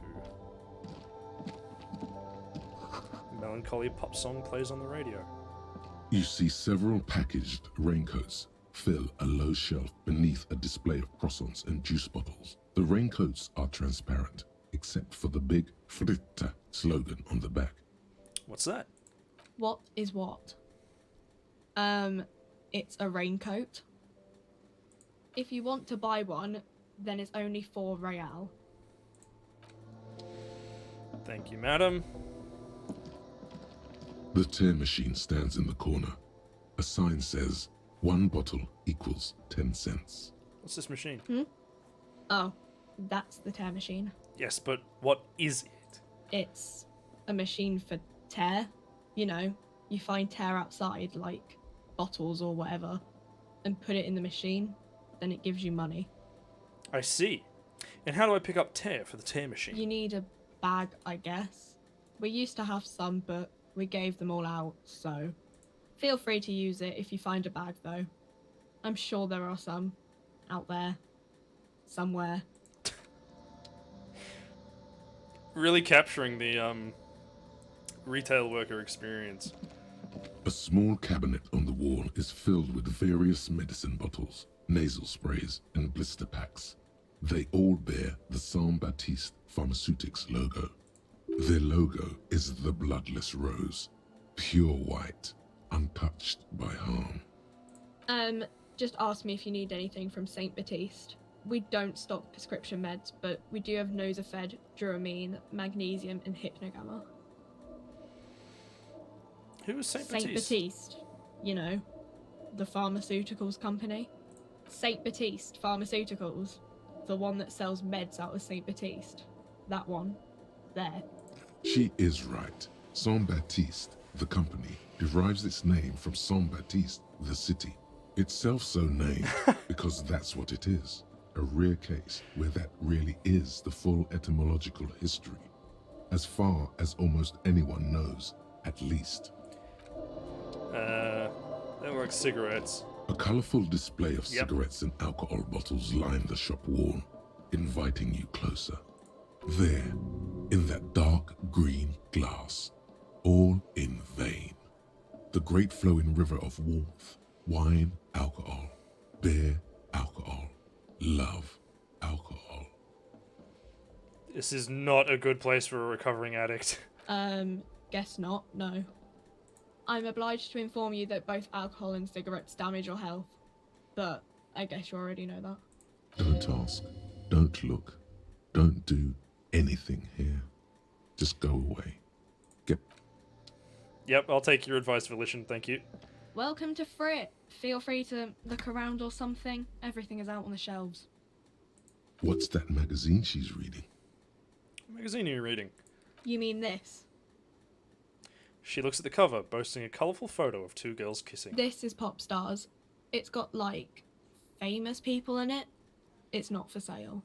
Looks like it also has something called Police de la Mode, Oh, featured God. on page 34. This speaks to you. I approve of this. Very futuristic. Forget about all that. What is this? What is this Fashion Police feature? It's where they rate different outfits famous people wear. It's kind of funny. They're kind of mean. It's about who's the most stylish. So who's the most stylish there? Can't be anyone from here. Benita. She's a model. Usually it's a model. Or a singer-songwriter. Or a model. We are not the fashion police. We're the real police. Thank you, Kim. I have some questions. Okay. I'm not really supposed to be chatting to anyone, but... Does Frit have a warehouse in the back of the Whirling and Rags? A warehouse? I don't know. Maybe. I don't really care what Frit does. Come on, give me something to work with here. She looks up from under her brow. Fine. Frit doesn't have a warehouse. Just a little back room here. Okay? Can you tell me anything about the dead body? I don't really know anything. I mean, I know it's there, but I haven't seen it, so... Thanks for your help. Uh-huh. Alright. That's it then.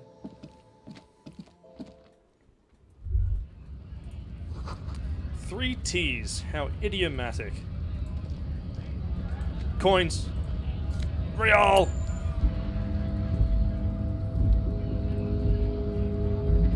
Far out. What's he doing up there? I guess I can't chat to him because...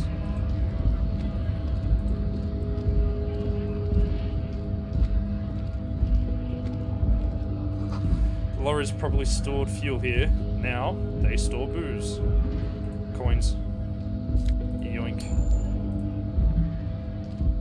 A lorry stuck in the traffic jam. This big, heavy Grad-made machine is well kept for such an old machine. The windows are clear. They've been recently washed. You can see a lorryman's cabin with personal belongings, stickers, insignia. What kind of stickers and insignia? The driver has adorned his space with a substantial collection of peculiar paraphernalia. Proclamations about honor, strength, and purity are glued to various panels. Is he a Nazi? What about the back seat? The back end of the cabin has a small perch to sleep, large ashtrays. There are several suns and wheels sewn into the curtains. A book with ragged edges catches your notice. The front cover features a large, muscular man. The title reads, Man from Eamdal in the lost city of the Pygmies. Racist nationalist paraphernalia. Not unusual in this part of town. This is our guy. Lieutenant nod. Lieutenant nods towards the racist lorry driver. Think this lorry belongs to our tough guy? Likely, yes. This guy's proud of who he is. Drapes it all over his machine. Do I want to try and chat with that guy? Probably not. That's just a straight up car. Foreign car, kept in good condition. What else is around? Hello there. The small, wrinkled woman does not greet you. She nods along to something on her radio. A photograph is Foreign clutched whip. in her hands, and there is a warm smile on her face. The photo, an ambrotype from the turn of the century, as golden as her smile. It's the warmth of a winter night's fire. Maybe she could give you comfort and shelter, some cigarettes and food money. Maybe she's your... Grandma? Excuse me, ma'am. I'd like to ask some No questions. response. Wherever this woman is, your words fail to reach her. Grandma? Nothing. Her smile just keeps widening. Her hair is grey like lead. I don't want to be rude and just like in front of her, but I might have to get her attention. I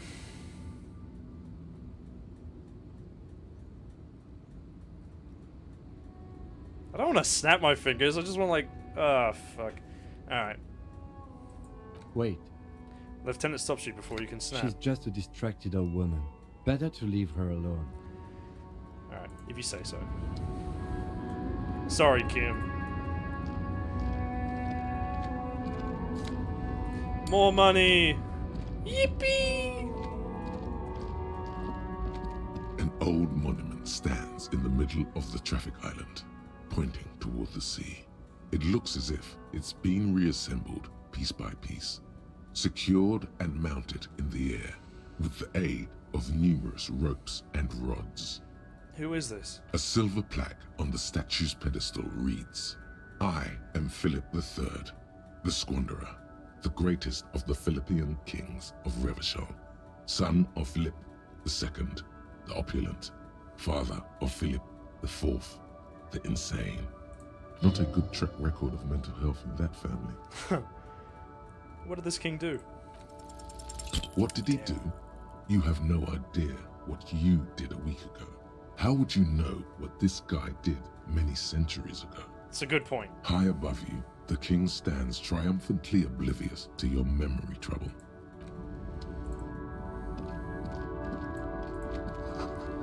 Ruins full of snow.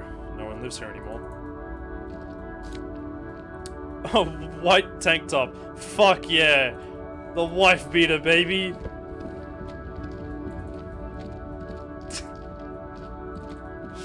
Oh, man.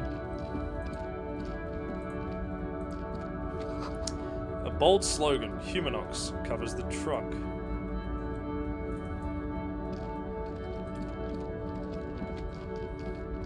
Can we go around? No, I'm just gonna have to go a long way around.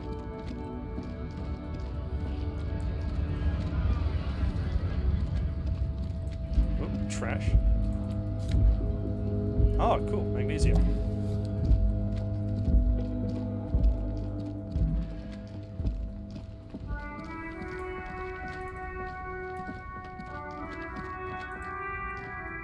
Anything up here, maybe?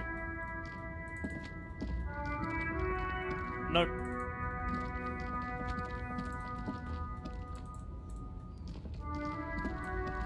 I've already talked to you. I don't know if you've got anything new to say.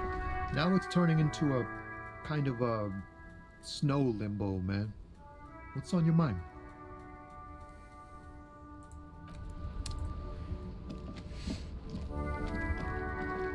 How much further down does this extend? Pretty far.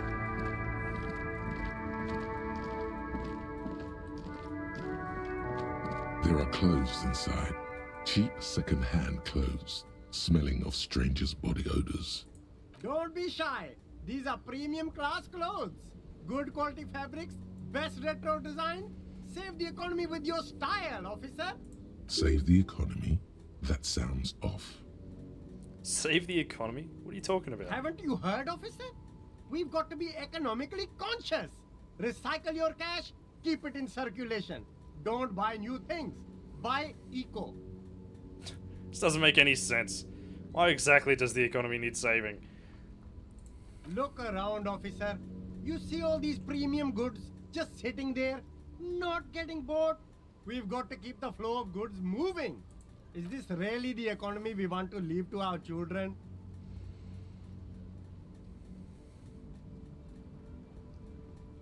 Jesus Christ. It's just nature. Powerful economies expand, weak economies go extinct. Look, man, I just want to buy some That's clothes. good, officer. That's exactly what... You find your hands deep in tattered and faded garments made from weird polyester blends that make your body itch and sweat in all the wrong places. Economical, but also trendy. Look first-hand, buy second-hand. Keep the economy moving. Find something worth salvaging from that pile of rags, may as well. Something cold grazes your hand. Synthetic and sleek. A windbreaker. Surf, it says, but also wind, summer, 100% waterproof, and sport. All in different typefaces. Good choice, officer. Mega sporty. And it's only 450 for you, sir. I'll leave it be. You see two lowly, defeated speakers, thralls, slaves basically, perched atop them like conquerors surveying the land. A pair of found, durable wear sneakers, Ultra Series. I can see you've a taste for luxury, officer. Can't keep your eyes off those sneakers? A pair of found Ultras. The design is impossibly sleek and simple. A futuristic silhouette with a sleek monochrome colorway, a jet black upper, and a silver-lined midsole. Those sneakers, mister.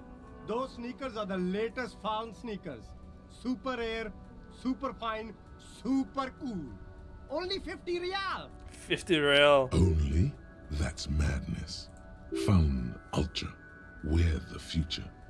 You remember the slogan from some magazine. These once respectable speakers have been conquered, reduced to a mere prop by the indomitable Found Ultras. That ain't a bargain, bro. I owe 130 to the hostel. That's over a fucking third of my total debt. That's nuts. Don't look at the speakers, officer. Look at the sneakers. The sneakers are the stars here. But I already looked at the sneakers. Then look at them again. These are the premium lifestyle sneakers, officer. The best on the market. Disco Adidas. You're right, though. Can't I just buy the sad Conquered Samaran speakers? No way, officer. These aren't for sale. They're bad speakers. Low-fi socialist junk. That's why I want them. I think I might be lo-fi socialist junk myself. No, officer. You're a high-class policeman who accepts nothing less than the best. Lucky for you, I've got the best on sale. You don't know what I am. I don't even know it myself. I want the speakers. Well, if you want them... But see, they are the pedestal for my sneakers. If I let go of the speakers, where will the sneakers go? I can't leave premium lifestyle sneakers on the ground. If, on the other hand, you wanted to buy the sneakers too, I could maybe throw in the speakers for little extra. 50 cents? Damn, so you have to buy the sneakers first. Lonesome, long way home. Here we go. Home awaits. Walk past Station 41 and through the market, past the Boogie Street spearhead to the other side of the lake, the frozen eye at the center of the district. Then past the video rental store on the corner. There, at the end of a street lined with pine trees, a small house no larger than a matchbox. 11 Voyager Road. You no longer live there. Those times are gone. And so are those people. Why did you come here? Why are you still here? And where's the dealer? You have to get back to work. That's all you have now. 5. Speed gives 1 psi. Interesting. Wait, speed is in the drug speed?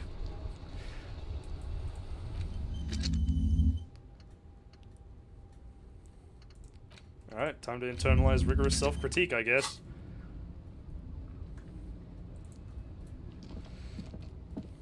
There's a pile of cheap sunglasses in a small box.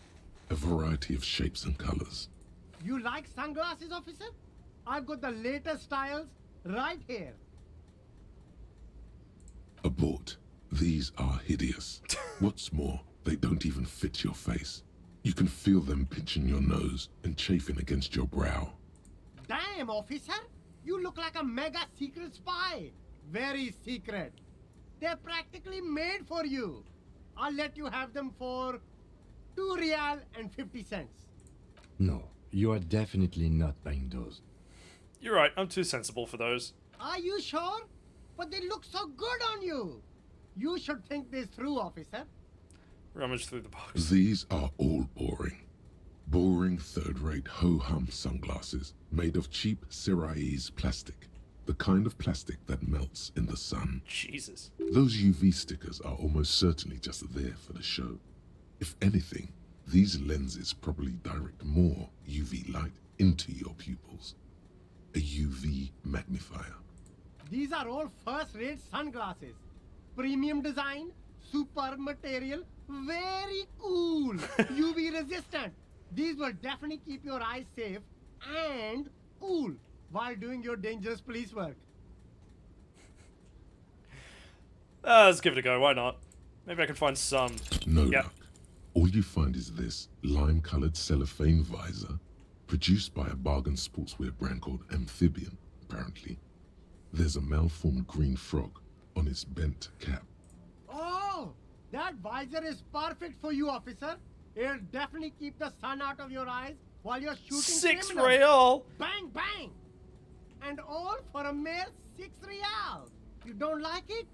Sure, Square Joe. No problem. Oh my Let's get you some real shades. Alright. Let's leave everything be for now.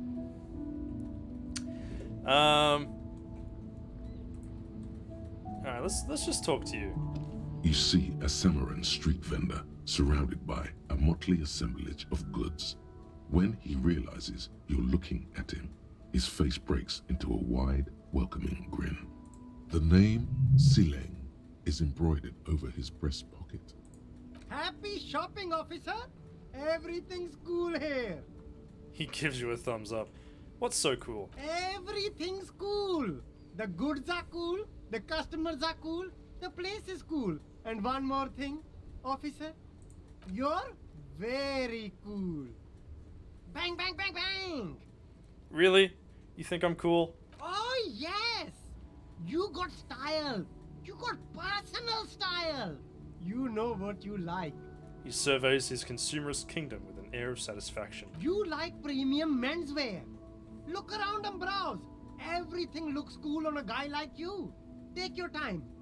He settles back into the pile of boxes he's sitting on. Don't be distracted by the flattery and funny man act. Questions. Kind of stuff are you selling Only here? the coolest goods in Revachol. I've got sneakers, speakers, extremely comfy pants too. Try them on right here. No shame, only freedom. Oh my god. Where'd you get those comfy pants? I'm an entrepreneur, officer. I've got sources, buyers, suppliers, distributors, manufacturers, wholesalers, all extremely cool and above board. Do you have a permit to sell all that? Good joke, officer. Here we don't have permits, just economic freedom. Take a look around. You glance around the decrepit buildings, the miserable weather, the sidewalks strewn with sunflower seeds and a dust-choked air. It's beautiful. Beautiful freedom. Kim, is it true he doesn't need a permit to sell? It is, yes. Anyone can set up their shop whenever they feel like it. This is the Salmons at Doug's local, yeah. That's right. No permits, no bureaucracy. That's why this city and its law officials are so cool.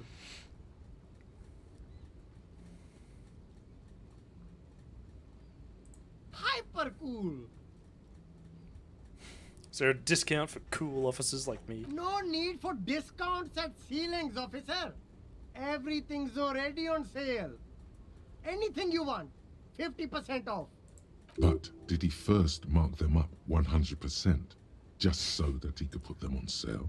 Are those things really on sale, or did you just jack up the price first? My man, you know how the game is played. You and me, we should work together. What do you think? Shake things up? Brand new cool Dark Angels Terminator box, just for you, officer. Anything for you. Where are you from, Stealing? Me? It's a boring story, officer. Who cares about the past? I'm all business now. All Revachol. This man probably comes from Seaguy, sometimes known as the Apricot Suzerainty, an archipelago in the Samaran Isola. You're from the Apricot Suzerainty, right? Apricot Suzerainty calls to mind an era when the Sea Guy archipelago was colonized by Revachol. It's a bit of a slur, in other words. Ooh, whoops.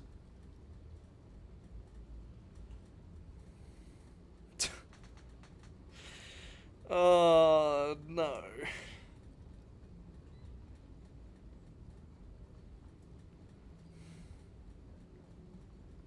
Pronounce it very painstakingly. Jesus Christ. Sorry, I don't mean to say that. I meant to say that you're from Sea Guy. Ah, Christ. I feel like if I open my mouth, it's just going to make it worse. That's right, officer. But it's a bad scene for business there. Too many regulations. Extremely bad for an independent local entrepreneur.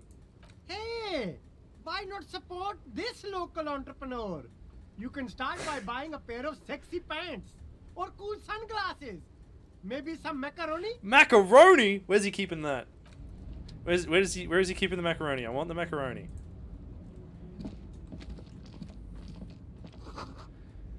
Helpline to the company that controls the drawbridge. Interesting.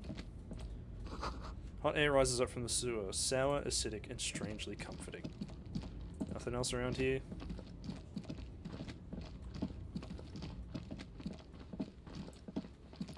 Oh.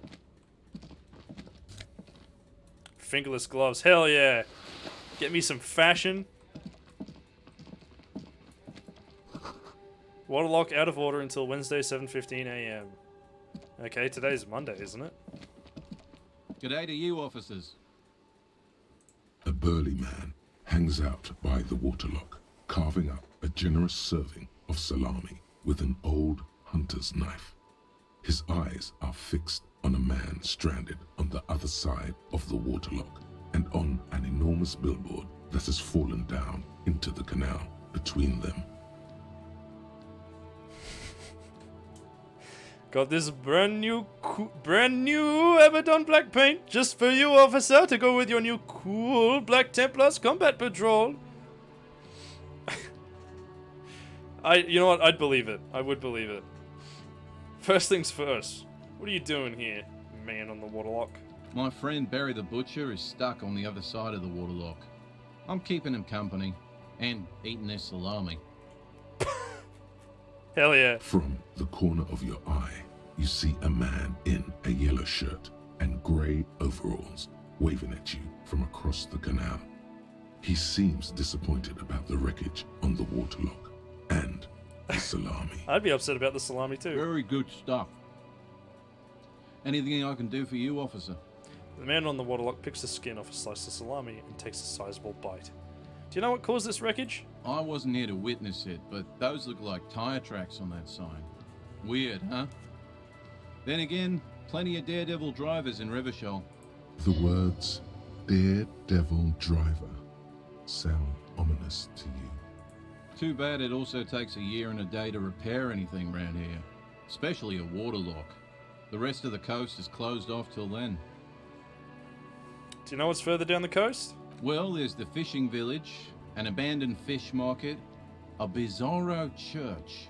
Not much use to the congregation, though. There always seems to be something wrong with it. He thinks for a moment. Yeah, not really much else. Just bombed out ruins. Can I have some of that salami? Sure thing. Get some slices of salami. Want some too, officer? He turns to the lieutenant. Why not? Lieutenant ponders the offer for a moment, then decides to go for it. He takes a slice of salami from the man and chews on it. Hell yeah, got me some salami. Fuck yeah. Oh, wait, hold on.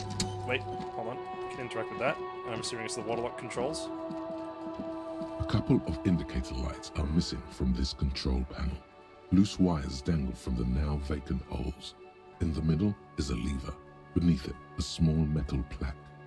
This panel usually closes the waterlock, turning it into a bridge that lets you cross the canal. But there's a crashed salmon and butter sign in the way. Pulling the lever probably won't do anything. Just leave it then. I don't want to fucking break anything.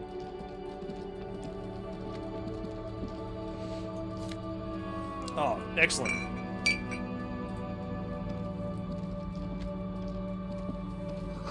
Roy's pawn shop. Fast cash for faster times. I have a very bad feeling that this is where my gun is. Some kind of machine. An antique cash register.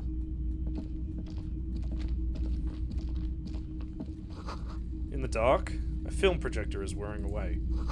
A bust of a woman. The plaque simply says DEI. Mostly military wear, with a few more eccentric fashions thrown in. You see rows of toy soldiers guarding the rest of the trinkets displayed on the table. Some on horseback, others in rags, others yet in bright blue uniforms. All are stern and unyielding in their duty. Try to find something pretty and cool here, then use it to win her back. Win her back? Yes. Buy something nice. A figurine. This sounds off. You shouldn't trust this guy. You shouldn't trust it. My own brain. I shouldn't trust my own brain.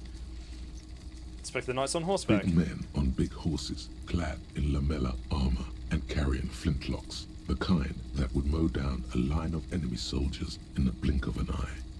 Who are they? Franco-Nigerian knights. I used to be very serious about these guys. Kim's a collector. A long, long time ago. Look at the blue uniforms. They're not all blue. These figurines also wear gold coats and caps, complemented by orange trousers. They are variously posed, wielding swords and rifles with bayonets. What exactly are these? Which ones? Ah, royalist soldiers from the time of the Revolution. The uniforms are painted a bit too brightly, I suppose. What about the figurines in rags? This set of soldiers isn't meant to look impressive.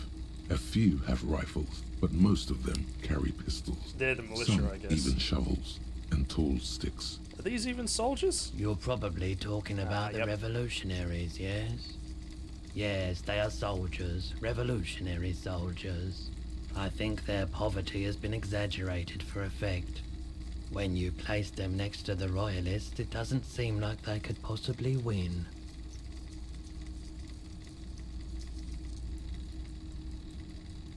I wish it was more nuanced. It's meant to give people hope. Even we can do it. Maybe. Dig up a truly cool figurine in the box under the table. Hell yeah, let's do it. Why? Yeah! What's this? A headless man riding a horse. A headless man wearing futuristic tracksuit trousers that say found. What is this? Oh, that's the Headless Phone Rider. Who? The Headless Phone Rider. It's an urban legend about a man who rides the streets of Revachol sporting a fawn tracksuit. As you see, he's missing his head. He points to the decapitated figurine. 50 cents. Bargain price. I'll throw in the tiny cap too. I think he's looking for it, or something. That part of the story has many interpretations. Do I really want to spend 50 cents?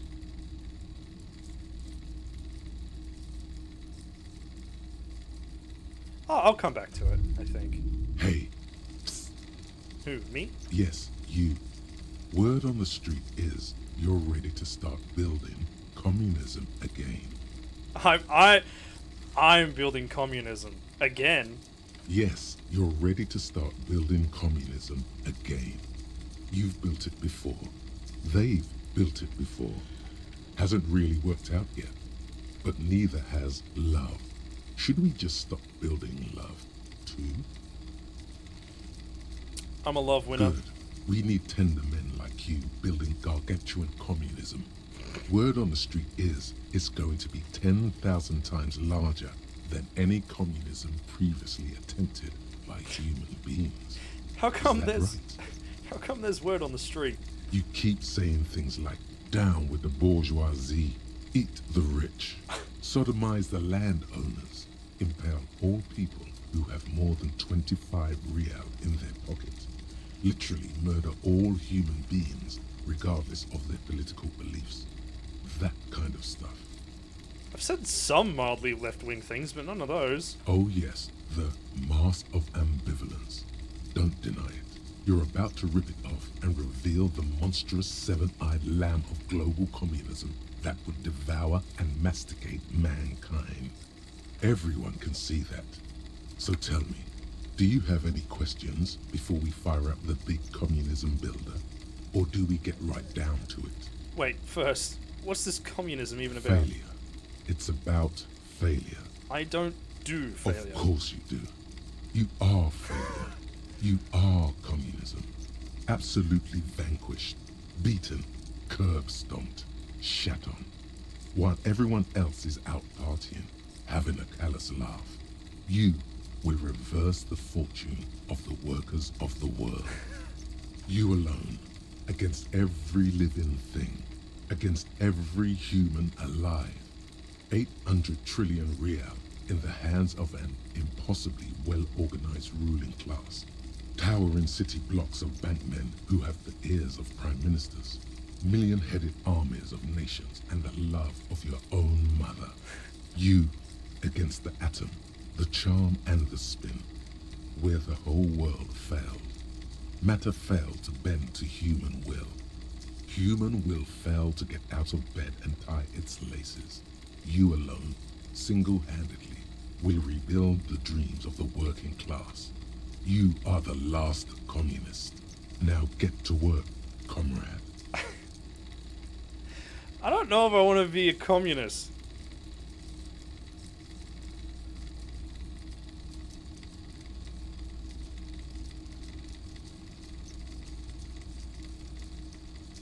At the same time, though,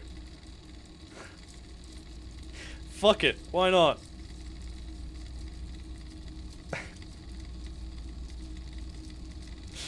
Yeah, fuck it, let's give it a go. Oh yeah, get the firing squads and the animal wagons ready. Wait, what? Firing squads? You didn't say anything about those. Too late to back out now. You can't make an omelette without breaking a few million eggs. Roll your sleeves up further and breathe in the pristine air. Mazovian socio-economics.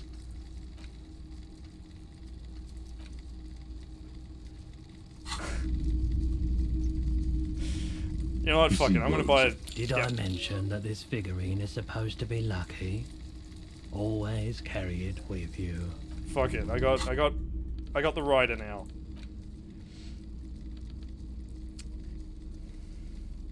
I'm making the mother of all omelets here, Jack. Can't fret about breaking a few eggs. Desperation or pride. Comes as a set with the infamous fountain cap for which he lost his head. The head is not included.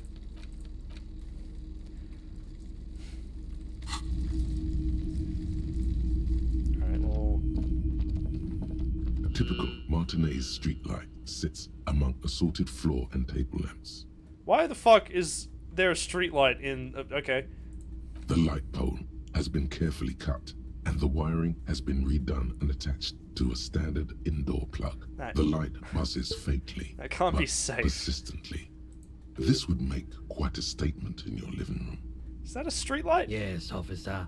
As you see, it's in perfect working order.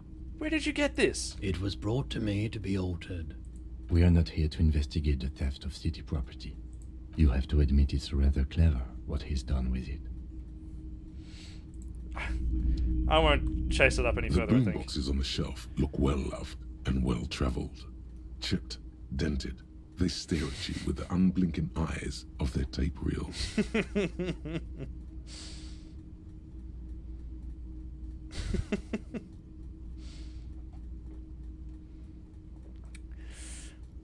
Stand on the tips of my toes to see more. One especially catches your eye. Deep gold and amber plastic with a big old handle on top. A classic boombox that says Stereo 8 approved. This is you. Golden orange. A sunset suite. Just make sure it works before you buy it. Shopkeep. This Stereo 8 approved machine here. Is the Harman Welshie W2. Made in Vespa. Designed in Seoul. Plays all reel-to-reel formats. 2mm, 8mm, 12mm. It's even got a little radio in there. It'll set you back 12 real. 12 real. That's fucking less than a pair of fucking sneakers, man. Are you sure this is all in working order? Absolutely. I've tested each one myself with recordings of speech, found sounds and music from a variety of genres. Even though I don't really like music. What I really want to know is, could this device come in handy in my police work? If police work means playing tapes, sure. You can use it for that. Or any other time you'd need to play a tape. That's all. Alright. It's not often that I see officers from the RCM in my pawn shop. What can I do for you?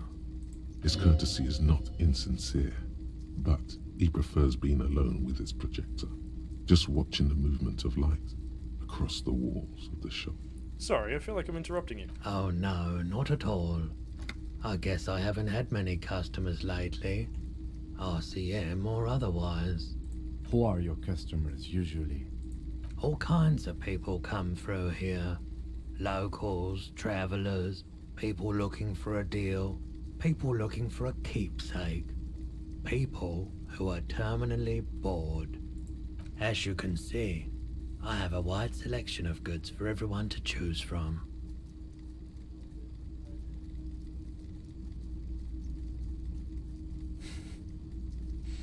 Quite the collection indeed. It keeps me entertained.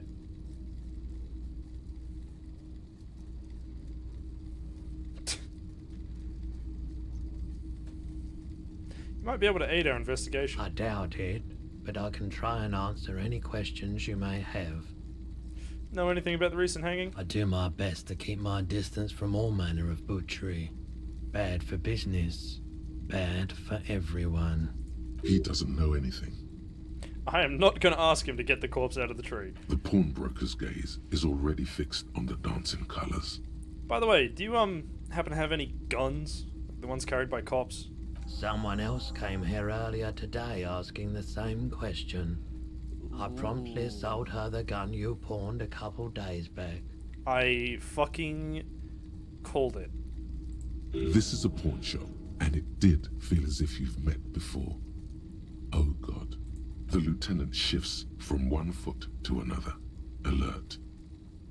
Was the bar a policeman too? She didn't seem like a policeman, although she kept referring to herself as a pig, which was odd.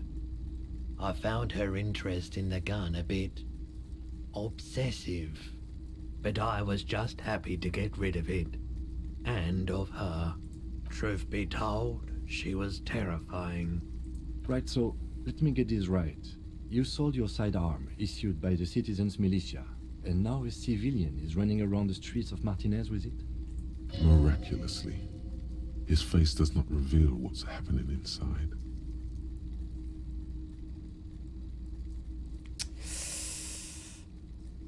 Maybe she's a vigilante, wants to prove she can do our jobs better than we can. It's possible in these parts of town. Oh, Jesus. We ought to find her and discourage her from taking justice into her own hands.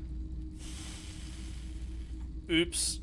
Any idea where I can find this buyer? My apologies, officer, but I have no idea where she was coming from or where she went. A needle in a haystack. There is nothing you can do about it now. You'll just have to hope you luck upon her somehow. I sold you my gun. With Kim here too. That just sounded really, really bad. You were adamant about getting rid of it, officer. Said you were undeserving of a service weapon of the Revachol Citizens Militia. And I don't like keeping guns around the shop for long. Off the charts photon emissions. The unhealthy kind. He's not telling you the whole story. It seems he's trying to spare you. I feel like there's something you're not telling me. You weren't quiet yourself, officer. What was I like? You were very distraught. You said the gun was a threat to your life and that you can't trust yourself with it tonight. And that you need the money. When I said that I don't normally buy firearms, you put the gun barrel in your mouth and sort of sucked on it.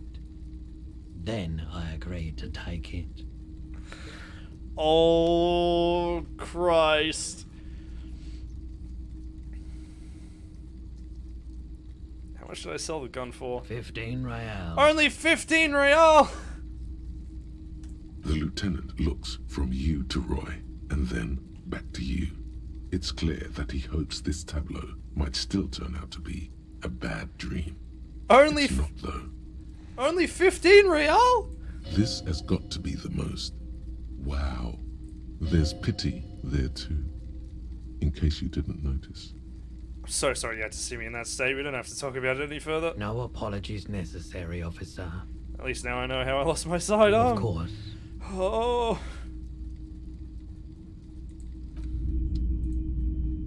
Let's just talk to Kim. Yes? Okay, I don't have anything else to say, I guess.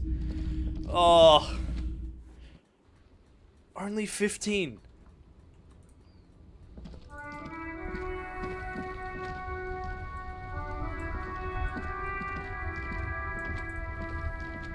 That's so little money. I could buy it, yeah, like less than half a shoe. Tire tracks leading onto the roof. The slush and rain has almost washed them off. So someone did ramp.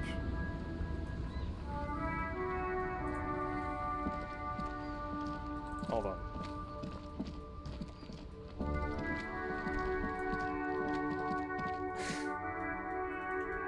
So, whoever caused that crash and hole in the fence probably jumped it as well, I think.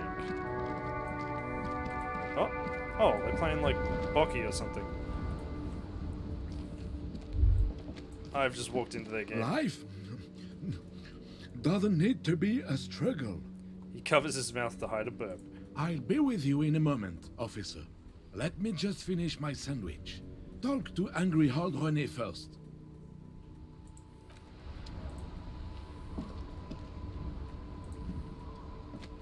Hold on, I want to get... There it is. Oh. Prompt. Give me the prompt. Give me the prompt! There we go. Spirited chirps and clicks of swallows fill the air. I don't know, man. I don't say the word often, to be fair. Have you no shame? Whining about your back every time you bring out the measuring tape. René, you're a man with a fork in a world of soup. Please, let's just try to enjoy the game, alright? This one's still chewing on his sandwich. I'm trying to, but you keep breaking my concentration. You're old. I can see that. We're both old. Now stop grabbing your ass like it's a girl. These manly men are playing balls. This is a ball game. Grab a ball and play it. Don't ask questions. Shoot first. Ask questions never. Shouldn't I ask what game it is first? No, you got this. There's the ball. You're the game. Better observe them first. See? Your munching and complaining have ruined my concentration. Ah, mon Dieu. The pain in my back is unbearable. I can't even say if it's in my back or hip anymore. Feels like it's in both. Tries to measure the throw. I hope you pass out from it, you goddamn jellyfish. Men like you are the reason this nation is sinking.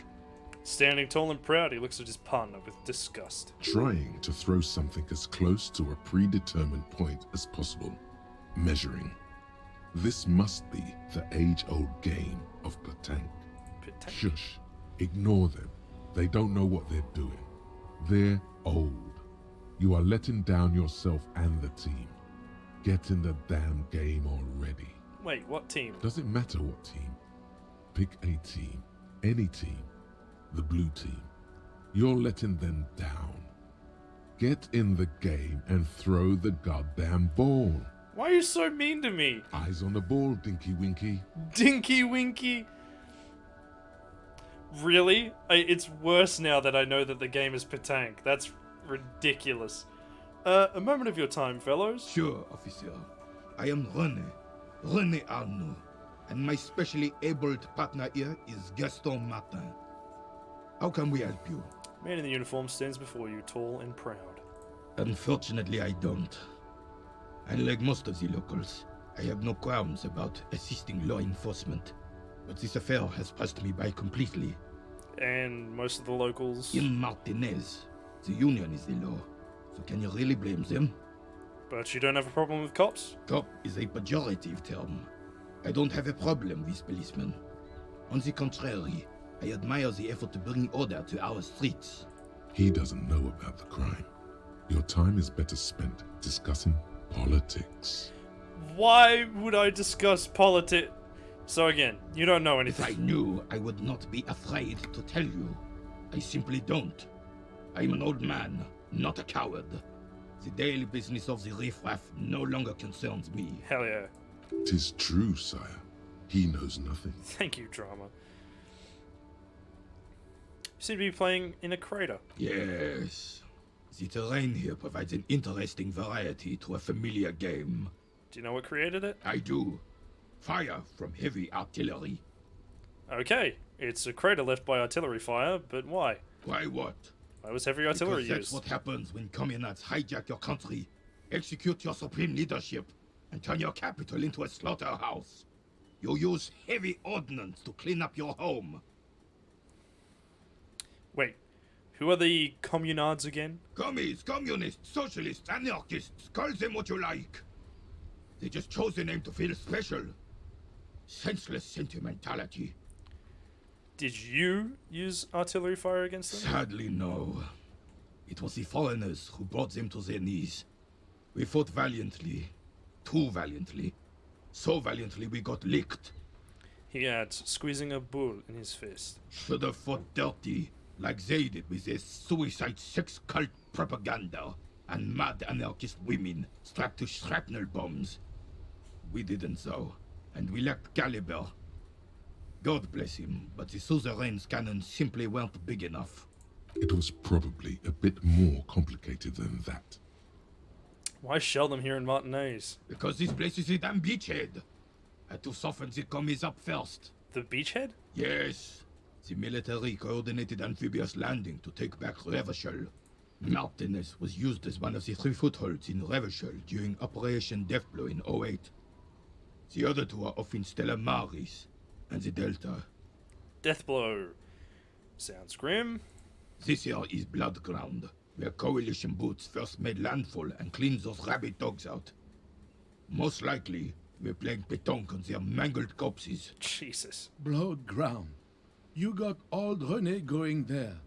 Like he isn't hungry enough already.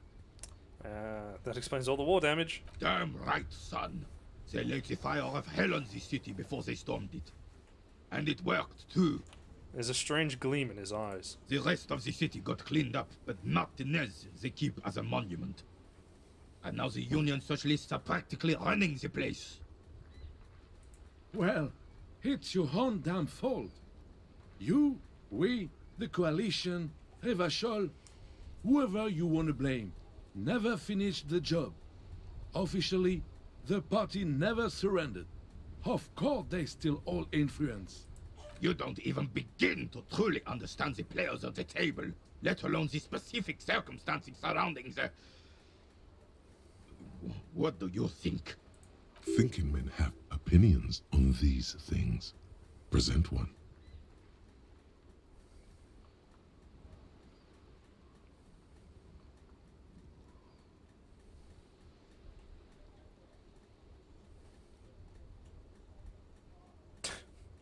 Jesus Christ.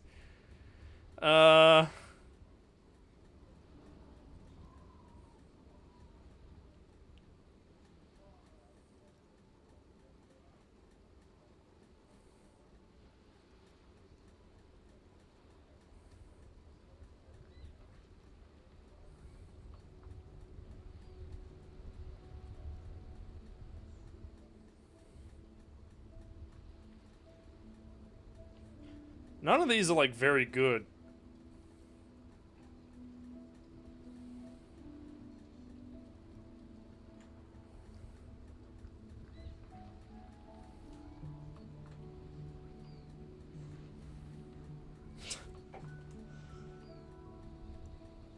Oh boy.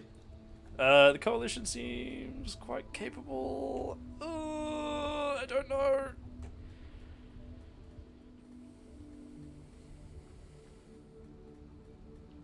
They're not. And I'm sorry it had to be them. After 8 years of fighting those hyenas, boiling cats for food and drinking piss in the mountains, I would have preferred if the Right Honorable King Guillaume returned through Revachol. Or even if that damn clan Frisel had risen from the grave and led us. Sadly, that was not the case. This royal failure weighs heavily on him. Instead, all that is just, holy, and beautiful in the world was wiped away, and now it's neon signs with toothpaste ads everywhere. Foreign influence peddling garbage and stupid music on the radio. Boomer. This is just what the commies wanted. This was their plan all along. This is what they wanted to replace the role of the suzerain with. I don't know if I want to go any deeper with this guy.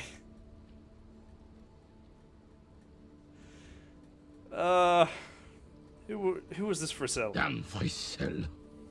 He was the king we couldn't protect. The Carabineers failed him, and the crown. He died in the hands of the Hyperlay, in a very public execution. You mentioned Guillaume? A true king in both blood and mind, led Revachol before Frisel. He would have been better, but the damn commies drove him into exile. Some manner of self-deceit is present in his thinking. Sounds like this Guillaume abandoned him, and he doesn't want to admit it. What exactly is a suzerain? The suzerain is the king! Has everyone forgotten already? They've forgotten already. It's no use talking to you. You were still in Daddy's balls when it happened. When we took our last stand against the Fifth and rode the cavalry straight into gunfire. I saw the statue of Philippe III near the mount. Yes! King Philip III, on his steed. A reminder of what Revachol once was. Oh, absolutely. At the mercy of a cocaine-snorting tyrant who emptied the treasury so he could sleep on a bed of gold. A superpower, feared and respected. A testament to what this country can be under the leadership of a true king. Someone who knows how to rule. How should a true king rule? Decisively, without fear of offending the sensibilities of the frail and weak-minded among his subjects. This is something the insurgents never understood. Seems to me a leader should take care of his people before himself. A nation is only as strong as its leader. That's why it was such madness to try to... Don't get started on that again. What happened, happened. The Carabineer doesn't reply, but his entire being communicates unbreakable resolve. No one and nothing can change this man's mind. He is as rigid as they come, still in that antique uniform. It's a symbol for him. What was that about cocaine? Oh, old Philip was a big fan of the purple nose candy the nobility loved so much. A cocaine connoisseur of sorts. His egocentricity is borderline legendary. You can't even take responsibility for yourself. How could you fathom the responsibility weighing on the shoulders of a ruler? He asks, obviously annoyed. That's why the Philippian kings use cocaine. For clarity of vision, to aid in their work. Regnum cocainum. Revachol's finest years. He seems to grow taller, brimming with pride about the past. Of course. Clarity of vision. Awareness. Philip III was even brought into this world with the help of cocaine. The court made him administer the dose to his mother when she was in labor. And it is well known that with the help of cocaine, only the purest, of course, he was able to connect with higher realms. Higher realms. Of course. It all makes sense. He's just making excuses for the king's habits, isn't he? Seems like irresponsible behavior for a monarch. Drug users shouldn't even operate heavy machinery, much less rule countries. From what I've seen of the officers of the RCM... But I don't want to get into a debate about drug policies. Let's talk about something else. Right. Thank you for your time. Jesus Christ, buddy. Can I talk to you now? I have really outdone myself. This is divine. Yes, that's what you need, Gaston. More padding on that fat arse of yours. I hope your heart gives out. René, this It's a little pleasures. Life doesn't need to be a struggle. Hello, officer. How might I be of assistance on this fine day? Tell me, what do you know about the dead man? Let me think. I heard someone was hanged and left on a tree for a week. But that's all I know, really. Come on, you must have heard something. No, officers, I'm sorry. And I really would like to assist. You are both good guys. I can see that. Then help them, you wimp. You have plenty of shoulder with your ghost caviar in the Union. Someone must know something. He means caviar socialists. I wish I could, but I just don't know anything. I always keep my nose clean and don't gossip. Everyone knows and respects that. Odd. He doesn't seem to be lying, but there's something off here. Sounds a bit like you're holding back. I'm not. I'm not even anyone. Of course he's holding back. His mouth is so full of Union trick he can't even speak properly. Can I at least finish my fucking sentence before you piss on it? Is that okay, René? I'm not anyone important in the Union. I just know Evrard. And you know who is this Evrard, you know? Evrard Claire. Everyone in Martinez knows the Claire brothers.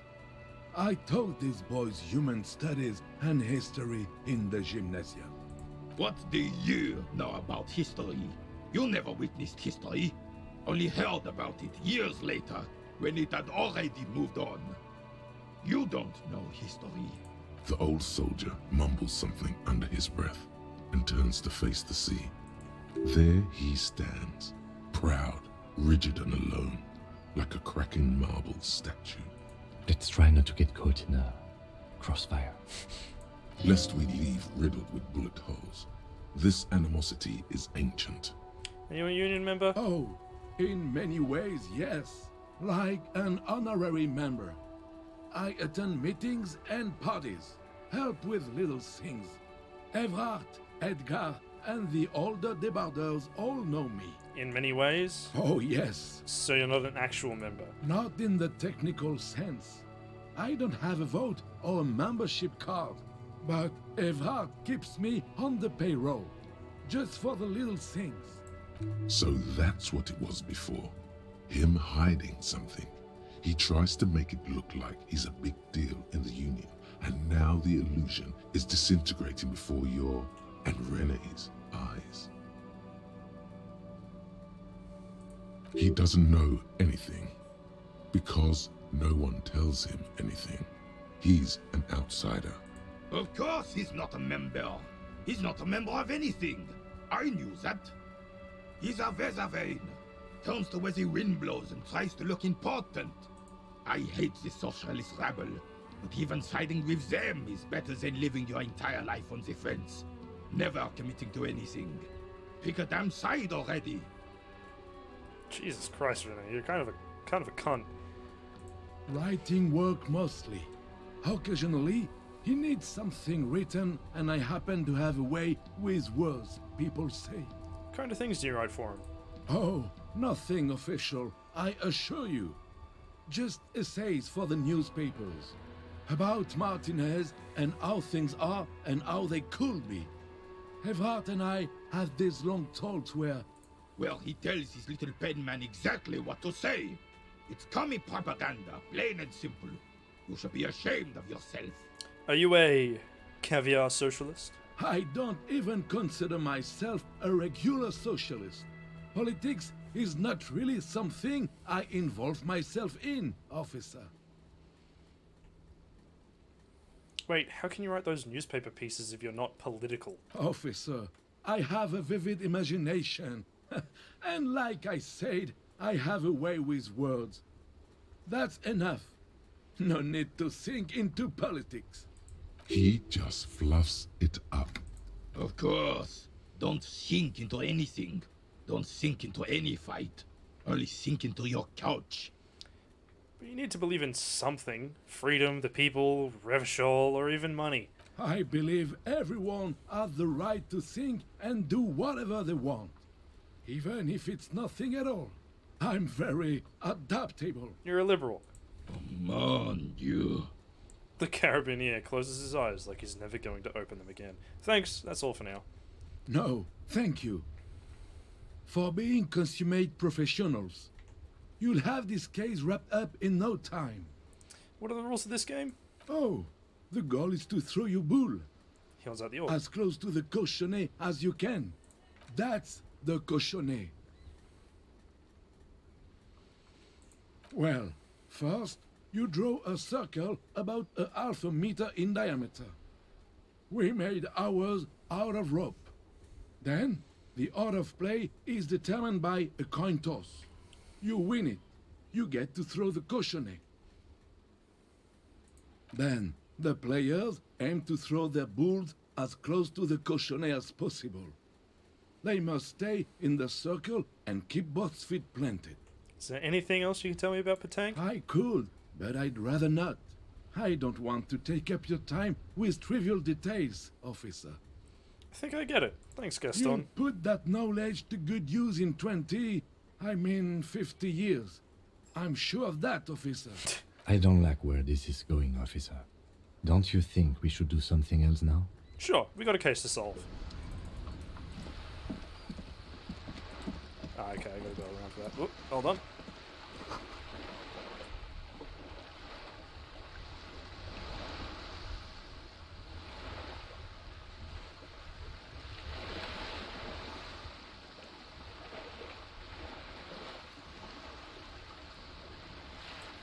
Alright. I missed what that said. Oh. On the cover stands a very muscular man surrounded by flames. This book has a rose, a pistol, and a half-naked dame on its cover. This is a book about pate. This book, you don't really understand what it's about, nor does it seem important. A book about boyardiro culture. It promotes freedom and roaming upstream. A book about the future. The government reads your mind using radio technology. Goddamn government, read my mind. Hello, sir. Step right in. The store is open. I am the law. Hello. Are you interested in a new and exciting book? What kind of store is this anyway? It's a bookstore, sir. We sell books, postcards, and some board games. It's called Crime, Romance, and Biographies of Famous People. Whoa, whoa, whoa, whoa. Hold your horses, little girl. Jesus, don't be ridiculous. I know all these things. You're fooling nobody. I said I know all of these things, and I do, goddammit. Sir, are you okay? You've been standing here silently for a while now. Is it okay if I ask you some questions? Okay, sir. I'll try to answer any questions you have. I hope they're about books. What's your name? My name is Annette, sir. My mum, her name is Plaisance. She owns the store. She's inside minding the register or organising the stock. Girl gazes at the window, then suddenly jolts, her eyes wide as if recalling something. Feel free to step in and browse our wares. And you're standing out here in the cold because... I'm signalling that the store is open. Otherwise people might not know. They'd miss out on the crime, romance and biographies of famous people. A sudden gush of wind turns the pages of the books on the counters. She covers her face, smiling. But she's cold. You're cold. Can I help in some way? Kind of you to offer, sir. She doesn't know what else to say. What could you do to help her anyway? I could help by brutally dismantling the free market. I should have a word with the store owner, maybe? Oh, no, sir. I'm happy to help Mum by luring in customers. Besides, I have some hot juice in my vacuum bottle to keep warm. Shouldn't you be at school or something? I do my studies at home at the moment. I have to help Mum keep this place running. Isn't going to school more important than this? Mum says it's necessary to do both because it builds character. Mum says a proper worker is dutiful. That's how you get ahead in life. You succeed. How's the business going? Mum says it's peachy. She was a little afraid at first. There's talk about this house being cursed. Behind her, the window has been boarded up. You sense the boards creaking, twisting for a second, and some kind of doubt in her tense shoulders. Curse? In what way? Cursed in the way that makes them say that no business has ever really thrived here, sir. That they all go... Bankrupt? Exactly. But we've been doing fine so far. Sounds rather serious. I should probably look into this.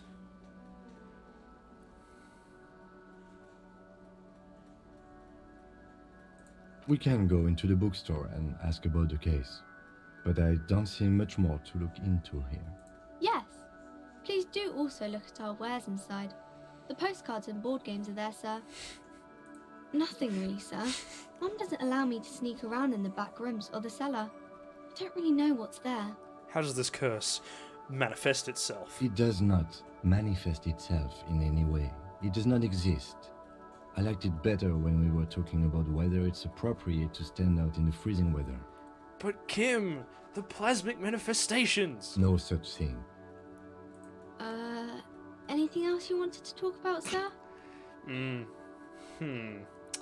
Enough about the curse for now. Maybe I can tell you about some of our books instead. What is this crime business? Crime fiction is about murders or burglaries or things like that, and the work of a policeman or a private detective who's trying to solve a crime and catch the criminals.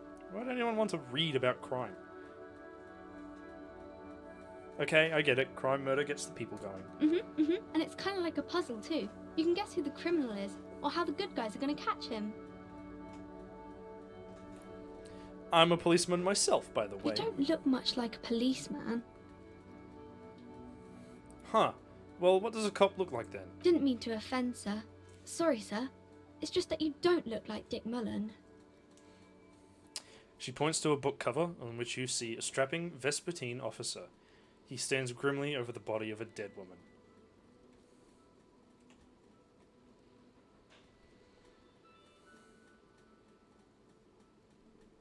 It's not your body that's important in police work. Anyway, it's your... Head? Yes. Not head, child.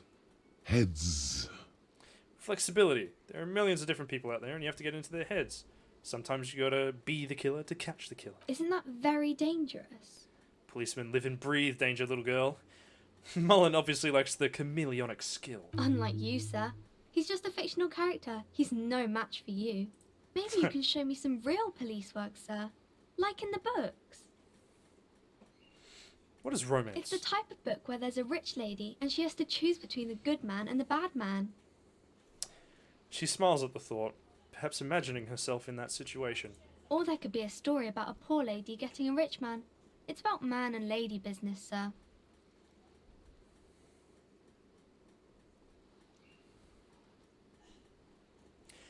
I'm not gonna shatter her worldview on romance. I think... That's enough romance for me. I had other questions. Maybe some about other books? Who are these famous people? Oh, kings and queens and generals of old, or artists and writers, or musicians, those kinds of people. There's usually something extraordinary about them. She scratches her cold reddened cheek, then continues. I think that's why people read them, to find the secrets of their fame. Seems like most people who read those books fail to get more famous from reading them. Reading those doesn't make the reader more famous, does it? But it does make the famous people more famous. It's famous for people sound like a bunch of dorks. Annette's expression remains ever so helpful, but she doesn't say anything. Never mind. I literally had nothing else to say. Okay. You can stop calling me sir. I am but a working man. No, sir, I can't. It would be too tiring to refrain from it. It's already tiring enough to remember to say it all the time. It's nice of you to say I could stop, though. I get you. I, for example, can't stop making this face. Okay, yeah. When the next person comes, you have to sir or ma'am them again. Yes, sir. Okay, I'm going to deduce something new. The girl keeps her hands folded, hidden. Why is that? Hey, why do you keep your hands folded? What do you mean, sir? She knows where this is going. You don't need to be worried. I'm here to help. She looks around anxiously. Her hands remain folded in front of her. She doesn't want to show them, The lieutenant stands by, looking at the two of you with little interest, a facade of true professionalism. He is far more intrigued by the situation than his poise reveals. It's okay. She brings out her reddened hands, her nails frayed, nearly chewed down to the flesh. You bite your nails. And you knew this from me keeping my hands folded? There were a few other hints. Well, that proves nothing. Anyone could do an easy deduction like that. Her eyes flash with defiance. She's not impressed. Want more? Bet I can figure out why you bite your nails. I've got a few reasons in mind. You think so? Fine. Do better. Deduce something about me. We'll do want more. She nods, half provocative, half enthusiastic.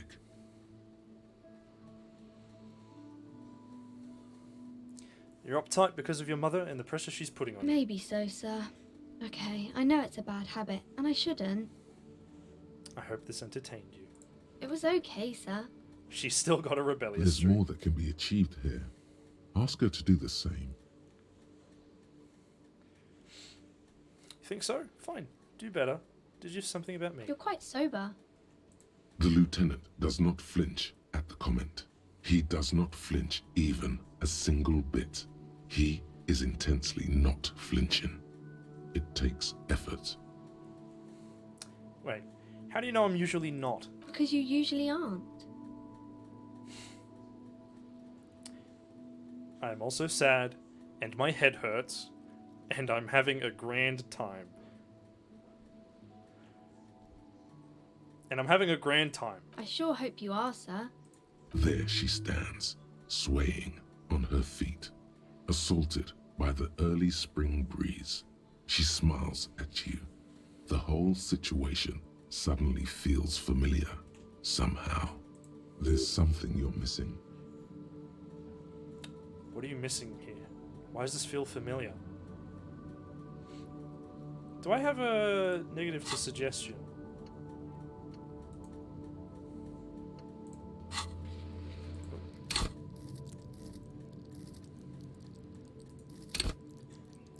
One of the items I'm wearing. What would be lowering my suggestion? Ah, my shirt. Jesus Christ. Hi, Ace Detective. Are you here for more books? What are you missing here? Why does this feel familiar? You have absolutely no idea. Familiar? Oh, I was so close. You must have forgotten something you heard again. Okay, see you around, Annette. Put the shirt back on. There we go. Oh, does damage actually reduce the skill? Interesting.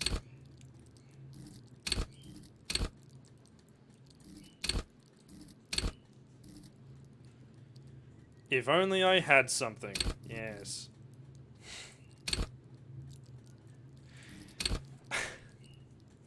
Do I put another fucking point into Savoy Fair to go and get the fucking tie? Do I really?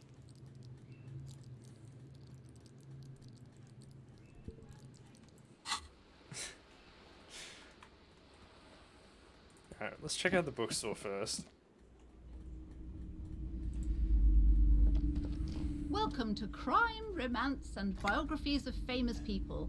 My name is Plaisance. Clerk extends a greeting. Be welcome, and please take responsibility for the energy you bring into this space. So you're the owner of this store? I am. The proudest owner of our little shop of culture. Her voice is high-pitched, as if to give it more penetration. Your daughter's the one standing outside the store, right? Annette, yes, my daughter. I hope she wasn't slacking off again with her nose in science fiction. Tell me, was she at her post, doing her job like a proper girl? Yeah, of course. Wonderful. Did you talk to her? Yep. Great. On a scale of 1 to 10, how compelled Jesus were you to buy Christ, books woman. after talking with her? Her opinion of her daughter depends on how well she lured you into the store. I'm not going to grade a human being. I don't do that. Come now, it's not personal. It's about proper sales practices and market research. I expect an answer. She's very polite and helpful. My precious, Her dedication brings joy to my heart. If you have children, I hope they turn out as great as my Annette.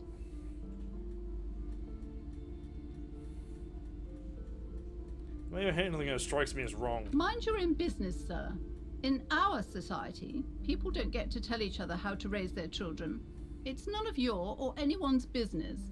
Denial is the way she copes with criticism.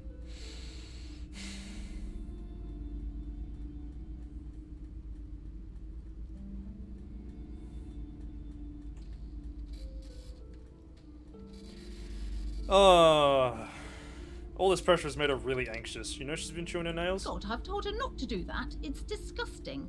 And I told you to mind your own business. Clearly, you have no idea how hard it is to raise a girl in this economy. This economy is a mysterious force, like cosmic weather. Mysterious and harsh. I don't think she can do anything about it. She can, if she has enough willpower. This is what's called growing pains. Life isn't easy. Life doesn't give breaks. Come on, ma'am. It's obvious she can't do anything about it. You are placing an unnecessary burden on a young child. Yeah, actually, it's super alright for kids to chew their hands off. Forget I said anything. Oh man, I feel like being such a sarcastic bitch.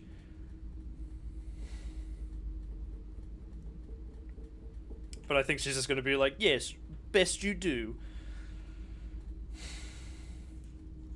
That is true, and obviously the will of the market, but maybe make an exception for your daughter.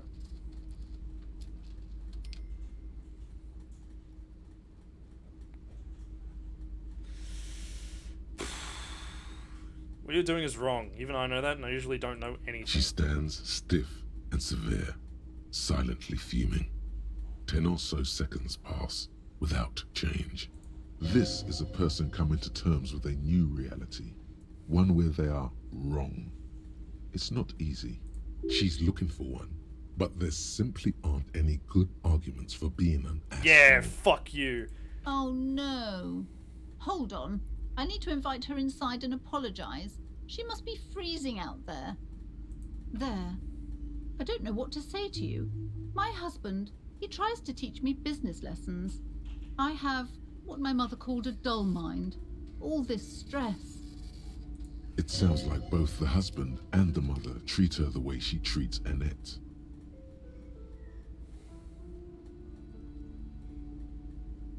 You're like Annette to your husband and your mother. Oh, well, my mother was horrible, of course. Absolutely perverse energies around that person. But my husband... She shakes her head. My husband is completely different, of course. She an only child? Yes, I'm afraid so. A real treat she is. It would be nice if she had... No, we couldn't have afforded more children, really. Not in this economy. Of course, yes. This economy. Exactly. She told me she doesn't go to school anymore. She's been too busy, helping me here. So she studied at home this trimester. This is a temporary solution, of course. Placent's nods. I assure you, I of all people understand the importance of education. She will be back in school the moment the store takes off. Oh yes, the economy. And hell freezes over? Never mind. It's not a good topic to get into. Alright, I had something else in mind. The woman looks aloof. Her features much softer. Occasionally she glances at her daughter's silhouette. What if I want to buy a book? Then why are you talking to me? Everything is on the shelves to browse.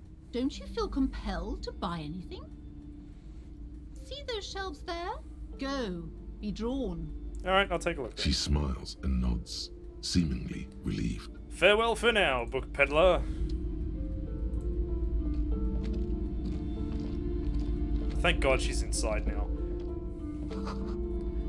Book collects the national receipts of Arda. They are all about lake trout. Old sports magazines, tucked away in a dark corner. Let's talk to the girl I'm again. sorry, sir. I can't talk right now. I'm very busy with my homework. I have so much homework now.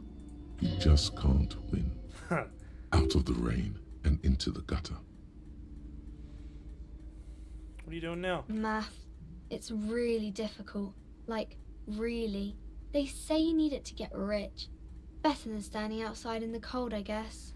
Oh, I found something while you were away. What is it? I thought this would fit you. Like, thanks for helping out. Not me. The city, I mean. Like a detective does. She gives you a hat, almost exactly like the one Dick Mullen wears on the covers. A detective hat? Yes, just like the one Dick Mullen wears all the time. You'll look way more serious with that. Fuck yeah. Right, I have to get back to my homework now, before Mum notices. Man, this is hard. She looks back at the infernal scribblings under her nose. Yeah! Yeah! Fuck yeah, dude. Alright. Let's see if we Hi, can... Ace Detective. Are you here for more books? Let's do it, baby. Because you know Yes. each other. She's been talking to you so openly because you've talked before. Hang on, so you know me? We've met before. Yes, I used to stand out there all the time, before Mother told me to focus on my homework. You've been running around all week without your shirt on, sir, apologising to everyone. I don't really understand what you've done wrong. Did I ever talk to you? Of course, you've stopped by a few times. You certainly look better than the last time I saw you. Thanks, I'm trying. Yeah, I can see. You don't have party eyes anymore. Party eyes. Party eyes. Yes, of course. That makes sense. I'm not surprised children have seen you running around with party eyes on, he thinks. Not at all. Party You eyes? know, like a cat in the dark, all big and wide-eyed. It certainly looks odd on a man. The swiveling eyes of a loony drug addict. That is what she meant. You were probably gurning too. Kerning. Fuck yeah. You should get some party eyes right now. Snap those sequins on you, boy. Does that mean I've been partaking in Oh, narcotics? baby. That's not what you have to worry about. Worry about the important thing. So, why didn't you tell me you knew me to begin with? I didn't know I had to do that. Thanks. I've learned something about myself today. I'm glad I could help you, sir. Okay, bye. See you around, Annette.